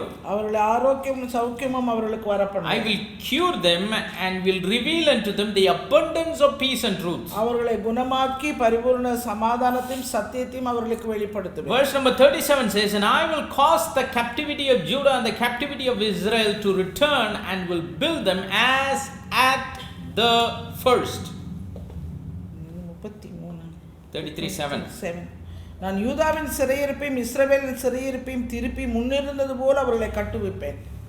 Both the kingdom of Judah, kingdom of Israel went into captivity. அந்த யூதா ராஜாங்கமும் இஸ்ரவேல் ராஜாவும் அவங்க சிறையிருப்புக்கு போயிட்டாங்க. The Israel kingdom went under the captivity of Assyrians and the Judaic kingdom went into the captivity of Babylonians. அந்த யூதாவுடைய சிறையிருப்பு பாபிலோனுக்கும் இஸ்ரவேலுடைய சிறையிருப்பு அசீரியரிடத்திலும் அவர்கள் அடிமைப்பட்டார்கள். God says, I will turn their captivity. ஆண்டவர் சொல்றாரு அவங்களுடைய சிறையிருப்பை நான் மாற்றுவேன். And I will restore them as they were in the beginning. அவங்க எப்படி முன்னாடி இருந்தாங்களோ அதுபோல நான் அவங்களை திரும்பவும் கொண்டு வருவேன். Verse number 8, and I will cleanse them from all their iniquity whereby they have sinned against me, and I will pardon all their iniquities whereby they have sinned and whereby they have transgressed against me. அவர்கள் எனக்கு விரோதமாய் குற்றம் செய்த அவர்களுடைய எல்லா அக்கிரமங்களுக்கும் அவர்களை நீங்களாக்கி சுத்திகரித்து அவர்கள் எனக்கு விரோதமாய் குற்றம் செய்து எனக்கு விரோதமாய் துரோகம் பண்ணின அவர்களுடைய எல்லா அக்கிரமங்களையும் மன்னிப்பேன். And verse number 9, it's very important. 9ஆம் வசனம் மிகவும் முக்கியமானது. Because it is something that is pertaining to the message that we are talking now. நாம இப்ப பேசிக்கொண்டிருக்கிற அந்த செய்தியினுடைய ஞானத்துக்கு ஆதாரமான ஒரு வசனம். God says, ஆண்டவர் சொல்லுகிறார், and it shall be to me a name of joy, a praise and an honor before all the nations of the earth, which shall hear all the good that I do unto them, and they shall fear and tremble for all the goodness and for all the prosperity that I procure unto it. நான் அவர்களுக்கு செய்யும் நன்மையை எல்லாம் கேட்க போகிற பூமியின் எல்லா ஜாதிகளுக்கும் முன்பாக அது எனக்கு மகிழ்ச்சியுள்ள கீர்த்தியாயும் புகழ்ச்சியாயும் மகிமையாயும் இருக்கும். நான் அவர்களுக்கு அருளி செய்யும் எல்லா நன்மை நிமித்தமும் எல்லா சமாதானத்தின் நிமித்தமும் இவர்கள் பயந்து நடுங்குவார்கள் என்று இஸ்ரவேலின் தேவனாகிய கர்த்தர் சொல்கிறார். God says, ஆண்டவர் சொல்கிறார், for all the goodness that I give unto my people, என்னுடைய ஜனத்துக்கு நான் கொடுத்த எல்லா நன்மையையும், for all the prosperity, the word prosperity means to prosper, to flourish, for all the prosperity that I procure unto it, அவர்களுக்கு கொடுத்திருக்கிற எல்லா செழிப்பான காரியங்களும் I will be honored, the Lord says. ஆண்டவர் சொல்றாரு, நான் அதுல மகிமைப்படுகிறேன். It will be a joy and a praise and an honor to all the nations of the earth, before all the nations of the earth. எல்லா ஜாதிகளுக்கு முன்பாக அது எனக்கு மகிழ்ச்சியா இருக்கு, கீர்த்தியா இருக்கு, புகழ்ச்சியா இருக்கிறது. When we are blessed, நாம் ஆசீர்வதிக்கப்படும்போது not only spiritually but also in the natural, ரீதியில மாத்திரமல்ல சரீர பிரகாரம், both in natural and in spiritual, இயற்கையிலும் ஆவியின் நிலையிலும். See, we need to understand our natural prosperity is directly related to our spiritual prosperity. நம்முடைய இயற்கை ஆசீர்வாதம் அந்த ஆவிக்குரிய ஆசீர்வாதத்தோடு தொடர்புடைய ஒன்று. We cannot separate it. நாம் அதை ஒரு காலம் பிரிக்க முடியாது. That's why Apostle John writes, அதுதான் யோவான் அப்போஸ்தலன் எழுதுகிறார், he says, and you shall prosper and be in health even as thy soul prospers. உன் ஆத்துமா வாழ்கிறது போல நீ எல்லாவற்றிலும் வாழ்ந்து சுகித்திருப்பாய். See, he is connecting the soul prosperity with the rest of the prosperity. முதல்ல ஆத்துமா வளர்ச்சி, ஆத்துமா வாழ்வை பற்றி சொல்லிட்டு அதன் பின்பாக மற்ற எல்லா காரியங்களையும் சொல்கிறார். So it is not that spiritual blessing is something separate and the others are separate.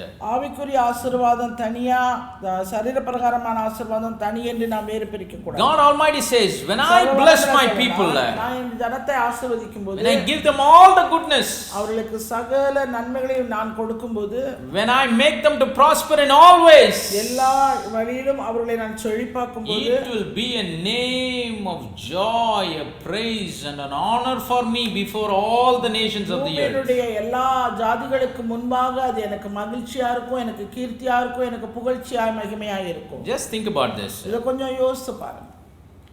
When a father has a son, ஒரு தந்தைக்கு ஒரு மகன் இருக்கிறார், and the son grows and he studies and he prospers and flourishes, அந்த பிள்ளை படித்து வளர்ந்து பெரியவனாகி நல்ல வசதியும் செழிப்பும் பெற்றவனாய் மாறிவிட்டான். more than the son, the father will be proud of the son. அந்த பையனை காட்டிலும் தகப்பனுக்கு தான் ரொம்ப பெருமையா இருக்கும். More than the respect that people give for the son, the father will get double respect. அந்த பையனுக்கு கிடைக்கிற மரியாதையை காட்டிலும் தகப்பனுக்கு இரட்டிப்பான மரியாதை உண்டாகும்.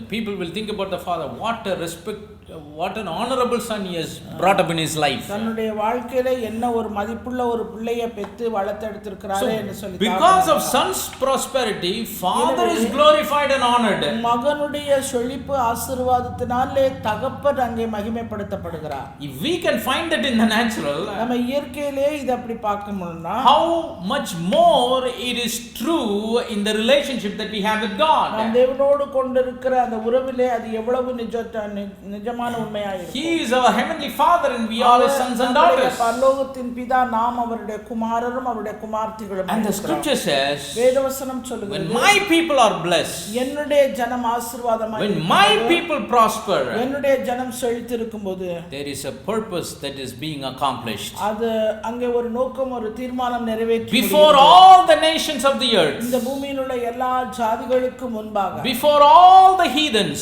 எல்லா பரஜாதிகளுக்கு முன்பாக, the true living God is honored. ஜீவனுள்ள தேவன் அங்கே மகிமைப்படுத்தப்படுகிறார். He is glorified. Our மகிமைப்படுத்தப்படுகிறார். He is exalted. Our உயர்த்தப்படுகிறார். That's what the scripture says. அதுதான் இந்த வேதவசனம் சொல்லுகிறது. My brother, my sister, when we are blessed, சகோதர சகோதரிகளே, நாம் ஆசீர்வாதமாக இருக்கிறோம். our God gets the glory. தேவன் அந்த ஆசீர்வாதத்தினாலே மகிமை He அடைகிறாரா? gets the praise.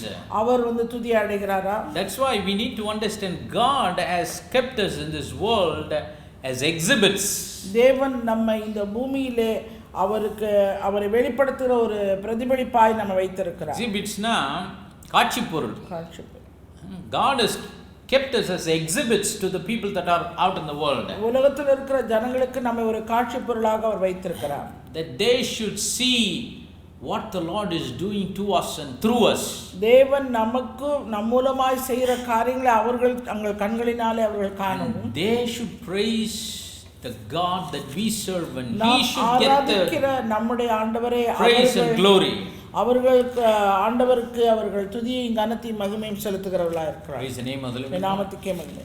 God can use that as a tool to draw the people from darkness into his marvelous light. தேவன் அதை ஒரு ஆசீர்வாதத்தின் காரியத்தை ஒரு கருவியாக உபயோகப்படுத்தி அந்த காலத்தில் இருக்கிற ஜனங்களை நம்முடைய ஆச்சரியமான ஒளிக்கு வரவழைக்கிற ஒரு கருவியாக இதை உபயோகப்படுத்துகிறார். Praise the name of the living God. நாமத்துக்கே மகிமை. The first purpose for which God provides and blesses us, தேவன் நம்மை ஆசீர்வதித்து செழிப்பாக்குறதுக்கான ஒரு நோக்கம், தீர்மானம், முதலாவது காரியம் build his kingdom. அவருடைய ராஜ்யம் கட்டப்பட வேண்டும். first. அதுதான் முதலாவது. Secondly, to meet the needs of the poor. இரண்டாவது, தேவையுள்ளவர்களுக்கு, குறைச்சலர்களுக்கு அவருடைய தேவைகள் குறைவுகள் சந்திக்கப்பட வேண்டும். Thirdly, God is honored. மூன்றாவது, நாம் செழிப்பாய் நாம் ஆசீர்வாதமாய் இருப்பதனாலே தேவன் அங்கே மகிமைப்படுகிறார், உயர்த்தப்படுகிறார். Let us see one more thing before we close. நாம் முடிப்பதற்கு முன்பாக இன்னும் ஒரு காரியத்தை நாம் பார்க்கலாம். Let us go to the book of 1 Timothy. 1 தீமோத்தேயு. I hope everyone will like this more than the others, but this also is the reason for which God blesses his people. தேவன் தம்முடைய ஜனத்தை ஆசீர்வதிப்பதற்கான ஒரு காரணம் இதுவாக இருக்கும். மற்ற காரியங்களை காட்டிலும் இதை எல்லாருக்கும் பிடிக்கும் என்று நான் நினைக்கிறேன். We should understand, we should like every one of God's purpose equally. ஒவ்வொரு தீர்மானத்தையும் சமநிலையிலே நாம் அதை ஏற்றுக்கொள்ள வேண்டியவர்களாக இருக்கிறோம். 1 Timothy chapter number 6. 1 தீமோத்தேயு 6வது அதிகாரம் verse number 17 and 18. 17 18. We read this in the beginning.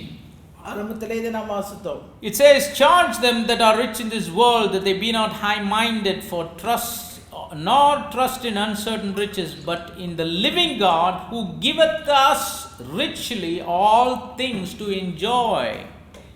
That they do good, that they be rich in good works, ready to distribute, willing to communicate. இவ்வுலகத்திலே ஐஸ்வர்யம் உள்ளவர்கள் இருமாப்புழான சிந்தை உள்ளவர்களாய் இராமலும் நிலையற்ற ஐஸ்வர்யத்தின் மேல் நம்பிக்கை வையாமலும் நாம் அனுபவிக்கிறதற்கு சகலவித நன்மைகளையும் நமக்கு சம்பூரணமாய் கொடுக்கிற ஜீவனுள்ள தேவன் மேல் நம்பிக்கை வைக்கவும் நன்மை செய்யவும் நற்கிரியைகளில் ஐஸ்வர்யவான்களாகவும் தாராளமாய் கொடுக்கிறவர்களும் உதார குணமுள்ளவர்களாய் இருக்கவும்.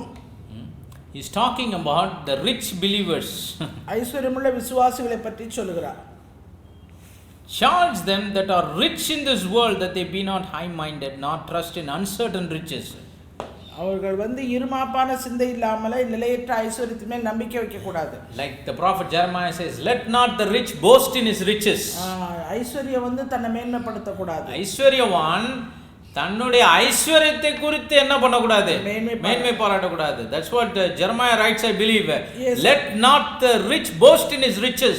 ஐஸ்வர்யவான் தன் ஐஸ்வர்யத்தை குறித்து மேன்மை பாராட்ட வேண்டாம். So here the Lord wants to admonish his people that they should not be high-minded when they are rich. ஆண்டவர் தம்முடைய ஜனங்களை பார்த்து எச்சரித்து ஆலோசனையாக சொல்கிறது என்னவென்றால் ஐஸ்வர்யமானவர்கள் அவர்கள் இருமாப்பான சிந்தை உள்ளவர்களாக இருக்க கூடாது. See, riches can do a lot of things to the people. ஐஸ்வர்யம் अनेक காரியங்களை ஜனங்களுக்கு செய்யக்கூடியது. It can do a lot of things in their mind, it can do a lot of things in their hearts. அவர்களுடைய சிந்தையில் अनेक காரியங்களை செய்யும், அவர்களுடைய செயல்களில் अनेक காரியங்கள். But a believer must be very careful that he should not be high-minded. ஆனா ஒரு விசுவாசியாய் இருக்கிறவன் அவன் மேட்டிமை சிந்தையாய் இருக்க கூடாது. Nor trust in those riches, because they are uncertain, the Bible says. அந்த நிலையற்ற அந்த ஐஸ்வர்யத்தின் மேல நம்பிக்கை வைக்க கூடாது. Neither be high-minded nor trust in those uncertain riches. அவன் மேட்டிமையுள்ள இருமாப்பான சிந்தை உள்ளவனாய் இருக்க கூடாது, நிலையற்ற ஐஸ்வர்யத்தின் மேல் நம்பிக்கை வைக்க கூடாது. In the living God he must trust. ஆனா அவன் ஜீவனுள்ள தேவன் மேல நம்பிக்கை வைக்கணும். Why he has to trust in the living God? ஜீவனுள்ள தேவன் மேல் நம்பிக்கை வைக்கணும். Because he giveth us richly all things to enjoy, the Bible says. வேதம் நம்ம அனுபவிக்கிறதுக்கான சகல நன்மைகளையும் அவர் நமக்கு சம்பூரணமாய் கொடுக்கிறார். யார் அனுபவிக்கிறதுக்குங்க? நாம் அனுபவிக்க. He giveth us all things to enjoy, the Bible says. வேதம் சொல்கிறது நாம் அனுபவிக்கிறதற்கு சகலவித நன்மைகளையும் நமக்கு சம்பூரணமாய் கொடுக்கிற ஜீவனுள்ள தேவன் மேல் நம்பிக்கை வைக்கணும். I like the word that is being used in the English Bible. It says to enjoy. அனுபவிக்கிறதுக்கு. Sometimes believers they think enjoying the riches that God has given you is a sin. சில நேரங்களிலே விசுவாசிகள் தேவனுடைய பிள்ளைகள் கொடுத்திருக்கிற அந்த ஐஸ்வரியத்தை அனுபவிப்பதே பாவம் என்று நினைக்கிறவர்கள். That is not right. அது சரியல்ல. In accordance to the scriptures, that is not right. வேத வசனத்தின்படி அது சரியல்ல. Yes, one of the purposes for which God gives all things for his people is for them to enjoy. ஒரு காரியம் தேவன் தம்முடைய ஜனங்களுக்கு ஐஸ்வரியத்தையும் எல்லாவற்றையும் கொடுத்திருப்பது அவர்கள் அனுபவிக்க வேண்டும் என்பதற்காக. It's very important that we need to understand it. அதை குறித்து நாம் நல்ல ஒரு புரிந்துகொள்ளுதல் உண்டாகணும். Yes, building the kingdom of God is important. தேவனுடைய ராஜ்யம் கட்டுமான பணி மிக முக்கியம்தான். Distributing to the needs of the poor and the destitute is important. தேவர்களுக்கும் தரித்திரருக்கும் உரிய குறைவுகளை நீக்க வேண்டியது அதுவும் முக்கியம்தான். It's very important that God be honored when we are blessed. அதை காட்டிலும் முக்கியம் நம்ம ஆசீர்வதிக்கப்படுகிறதுனால தேவன் மகிமைப்பட வேண்டும். But it is also important that we need to enjoy the blessings of அதோடு God. இல்ல ஆண்டவர் கொடுத்த அந்த ஆசீர்வாதத்தை நாம் அனுபவிக்க வேண்டும். God gives something to his people. We need to understand he has given it to us for us to enjoy too. ஒரு காரியத்தை கொடுக்கிறார் என்றால் அந்த காரியத்தை கொண்டு நாம் அதை அனுபவிக்கிறதுக்காக தான் அதை கொடுத்திருக்கிறார். Some people they give to the kingdom of God. இந்த சிலர் இருக்காங்க தேவனுடைய ராஜ்யத்துக்குனா கொடுத்துருவாங்க. Give to the poor. ஏழைகளுக்கு உதவி செஞ்சிருவாங்க. God is honored. தேவனாக அவர் மகிமைப்படுத்துவார். But when you go to their home, ஆனா அவங்க வீட்டுக்கு போனீங்கன்னா their family is not happy. அவங்க குடும்பம் சந்தோஷமா இருக்காது. The person is not happy. அந்த நபர் சந்தோஷமா இருக்க Why? What's the reason? ஏன் என்ன காரணம்? He is meeting the needs of the kingdom, he is meeting the needs of the our poor. ராஜ்யத்தினுடைய வேலைக்கான தேவையை சந்திக்கிறாரு, ஏழைக்குரிய தரித்திரனுக்குரிய தேவையை சந்திக்கிறாரு. அவருடைய ஆண்டவருடைய நாமம் மகிமைக்காக இருக்கு. But he thinks something will be wrong if I enjoy. இதெல்லாம் நான் அனுபவிச்சேனா ஏதோ தவறு பாவம். His family is not happy. அவருடைய குடும்பம் சந்தோஷமா இல்ல.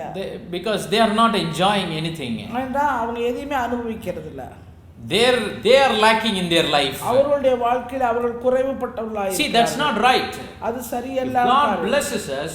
தேவன் நம்மை ஆசீர்வதித்திருக்கிறார். It's for us and the people that are associated with us in the family. They must enjoy it. நம்ம குடும்பத்தை சார்ந்த அனைவருமே அதை அனுபவிக்க வேண்டும் என்பதற்காக தான். He giveth us richly all things to enjoy. அவர் கொடுத்திருக்கிற இந்த ஐஸ்வரியத்தின் மூலமா எல்லாரும் அனுபவிக்க வேண்டும். We need to understand that is God's purpose for us behind blessing us and providing for us. நம்மை அளவில்லாமல் ஆசீர்வதித்திருப்பதற்கும் செழித்து வைத்திருப்பதற்காக பின்னாக இப்படி தேவனுடைய நோக்கம் ஒன்று இருக்கிறது என்பதை நாம் புரிந்து கொள்ள வேண்டும். Gives us richly all things to enjoy. எல்லாத்தையும் அனுபவிக்கிறதுக்கான ஐஸ்வரியமுள்ள சகல காரியத்தையும் அவர் கொடுத்திருக்கிறார். The scripture says he satisfies us with the finest of wheat. அவர் என்ன சொல்றாரு? உச்சிதமான கோதுமையினால உன்னை திருப்தியாக்குவேன். See, God's blessing is not a large quantity of low quality. ஆண்டவர் கொடுக்கிற அந்த ஆசீர்வாதத்தின் தரம் என்பது அது அதிகமாகவோ இல்ல தரம் குறைவான பெருக்கம் கிடையாது. He satisfies us with finest of wheat, which means he satisfies us with a large quantity but at the best quality. அவர் அதிகமான ஆசீர்வாதத்தை கொடுக்கிறதுனால தரம் குறைந்தது அல்ல, அது அதிகமான ஆசீர்வாதமாக இருந்தாலும் தரம் மிகுந்ததை அவர் கொடுக்கிறவராய் சிறந்ததை கொடுக்கிறவராய் இருக்கிறார். Gives us richly all things to enjoy. ஐஸ்வரியமுள்ள சகல காரியத்தையும் நாம் அனுபவிக்கிறதுக்கு அவர் கொடுக்கிறார். And then the scripture says that they do good. அவர்கள் நன்மை செய்யவும், that they be rich in good works, அவர்கள் நற்கிரியைகளிலே ஐஸ்வரியவான்களாகவும், ready to distribute, எல்லாருக்கும் உதாரணமாய் தாராளமாய் கொடுக்கிறதுக்கும், willing to communicate, அது மாத்திரமல்ல உதார குணமுள்ளவர்களாய் இருக்கவும், large hearted, பெரிய இருதயம் உள்ளவர்களாய் இருக்கணும், in all of their deeds, அவர்கள் சகல கிரியைகளிலும், in all of their distribution, அவர்கள் கொடுக்கிற சகல காரியங்களிலும், in all of their communication to others through their wealth, கூட அந்த ஐஸ்வரியத்தை கொண்டு அவர்கள் பகிர்ந்து கொடுக்கிற சகல காரியங்களிலும். This is very important, my இது brothers மிகவும் and sisters. முக்கியமானது சகோதர சகோதரிகளே. God blesses his people so that he can bless his kingdom. தேவன் நம்முடைய ஜனத்தை அவர் ஆசீர்வதித்திருக்கிறார். அவருடைய ராஜ்யம் ஆசீர்வதிக்கப்படும். God blesses his people so that the needs of the poor can be met. தேவன் தம்முடைய ஜனத்தை அவர் ஆசீர்வதித்திருக்கிறார். ஏழைக்கும் தரித்திரனும் குறைவுள்ளவனும் தேவைகள் சந்திக்கப்பட. God blesses his people so that he can be honored. தேவன் தம்முடைய ஜனத்தை ஆசீர்வதித்திருக்கிறார். அதன் மூலமா அவர் நாமம் மகிமைப்படுவது. God blesses his people richly for them to enjoy. தேவன் தம்முடைய ஜனத்தை ஆசீர்வதித்திருக்கிறார்.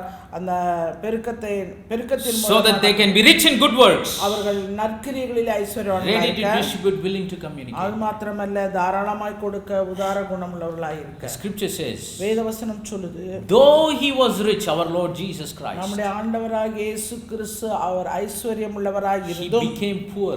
அவர் தரித்திரரானார். Why? What's the reason? ஏன் என்ன காரணம்? He owns a cattle on 1,000 hills, the Bible says. அவர் சொன்னாரு மலைகளிலே திரிகிற ஆடு மாடு எல்லாம் அவருக்குரியது. He is the creator of this world. அவர் இந்த உலகத்தை சிருஷ்டித்தவர். அவர் every creature he owns it.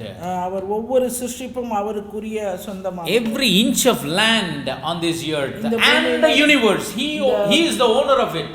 இந்த பூமியில் இருக்கிற சகல சர்வ பூமியினுடைய ஒவ்வொரு இன்ச்சு இடமும் அவருக்குரியது. Every ounce of water in the water bodies, he is the owner of it. இந்த பூமியில இருக்கிற ஒவ்வொரு நீர்நிலைகளில் இருக்கிற ஒவ்வொரு அவுன்ஸ் தண்ணியும் அவருக்குரியது. That's what the scripture says. Though he was rich, அவர் ஐஸ்வரியமுள்ளவராய் இருந்தும் he became poor. அவர் நமக்காக தரித்திரரானார். He walked the streets of Jerusalem half naked.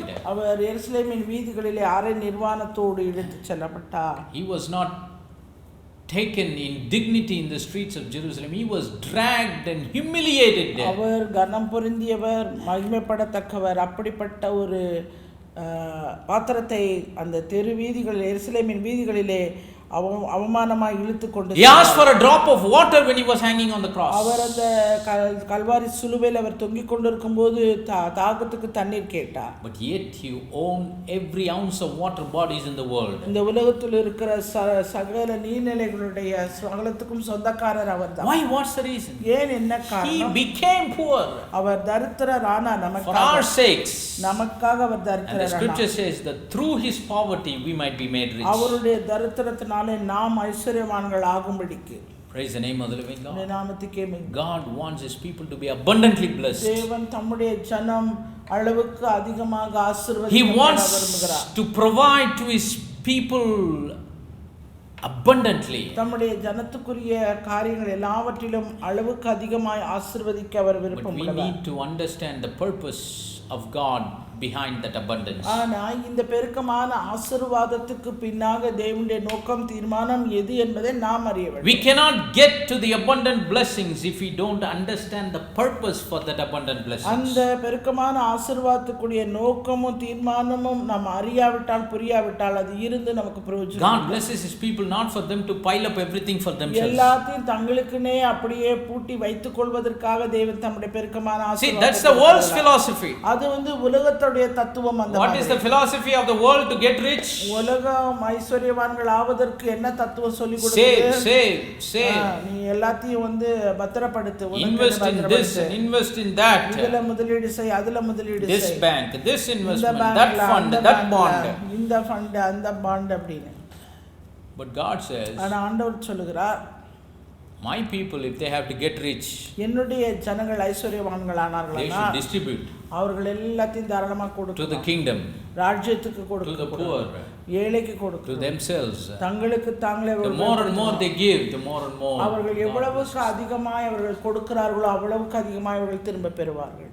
The Lord said, who is faithful in little, the Lord said, I will make him a ruler over many. கொஞ்சத்துல உண்மையாய் இருக்கிறவனை அநேகத்தின் மேல் அதிகாரியாக வைப்பேன் என்று ஆண்டவர் சொன்னார்.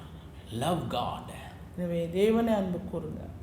but use the blessings he gives.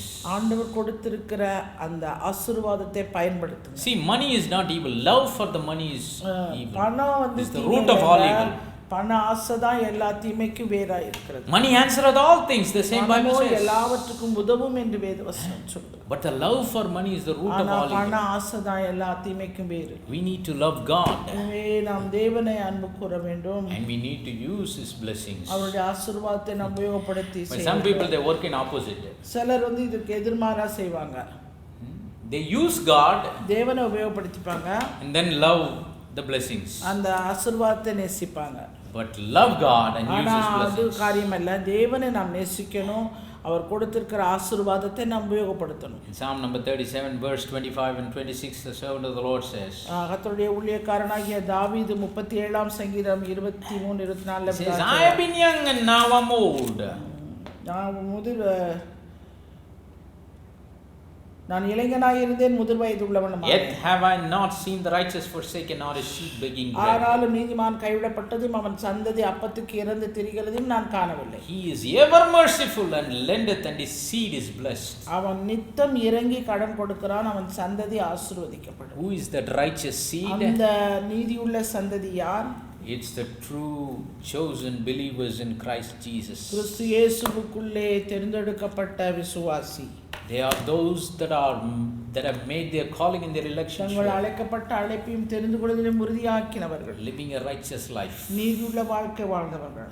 His seed is blessed. அவருடைய சந்ததி Many ஆசீர்வதிக்கப்பட்டது. times we don't understand why we are struggling in our lives. அநேக நேரங்களிலே நமக்கு புரியறதில்லை ஏன் நம்முடைய வாழ்க்கையில நாம் போராடி Sometimes to meet even our basic needs. நம்முடைய அடிப்படை தேவைகள் கூட சந்திக்கப்படாத நிலை ஏன் நம்மள இருக்குது? Why we are not able to be a blessing to the kingdom of ஏன் God? தேவனுடைய ராஜ்யத்துக்கு நாம் ஆசீர்வாதமா இருக்க முடியல? Why we are not able to supply to the needs of the people that are less fortunate? தேவை உள்ளவர்களுக்கும் நம்ம கொடுக்க முடியாதது ஏன்? Why sometimes even we ourselves are not able to enjoy? சில நேரங்களில் நாமே கொண்டது இருக்கிறத வைத்து அனுபவிக்க முடியாமல் இருப்பது ஏன்? It's find the purpose of God. தேவனுடைய நோக்கம் என்னது என்பதை Commit our lives to His purpose. அவருடைய நோக்கத்துக்கும் தீர்மானத்துக்கும் நாம் And அர்ப்பணிப்போம். find the blessing. ஆசீர்வாதத்தை கண்டடைவோம். And understand, even for that blessing to multiply, God has a purpose for that blessing. ஆசீர்வாதம் பெருக்கத்துக்கும் கூட தேவனுடைய நோக்கம் ஒரு தீர்மானம் ஒன்று உண்டு. This is the purpose for which God blesses His people abundantly. தேவன் தம்முடைய ஜனத்தை பெருக்கமாய் ஆசீர்வதித்திருப்பதற்கான நோக்கமும் தீர்மானம் இதுவே ஆகும். There is a purpose for God's provision and blessing to His people. தேவனுடைய ஜனங்களுக்குரிய ஆசீர்வாதத்துக்கும் தேவையான சகல காரியங்களுக்கும் பின்னாக ஒரு நோக்கம் தேவனுடைய தீர்மானம் ஒன்று உண்டு. God bless you all in Jesus' name. இயேசு கிறிஸ்து தாமே உங்கள் யாவரையும் ஆசீர்வதிப்பார். Amen.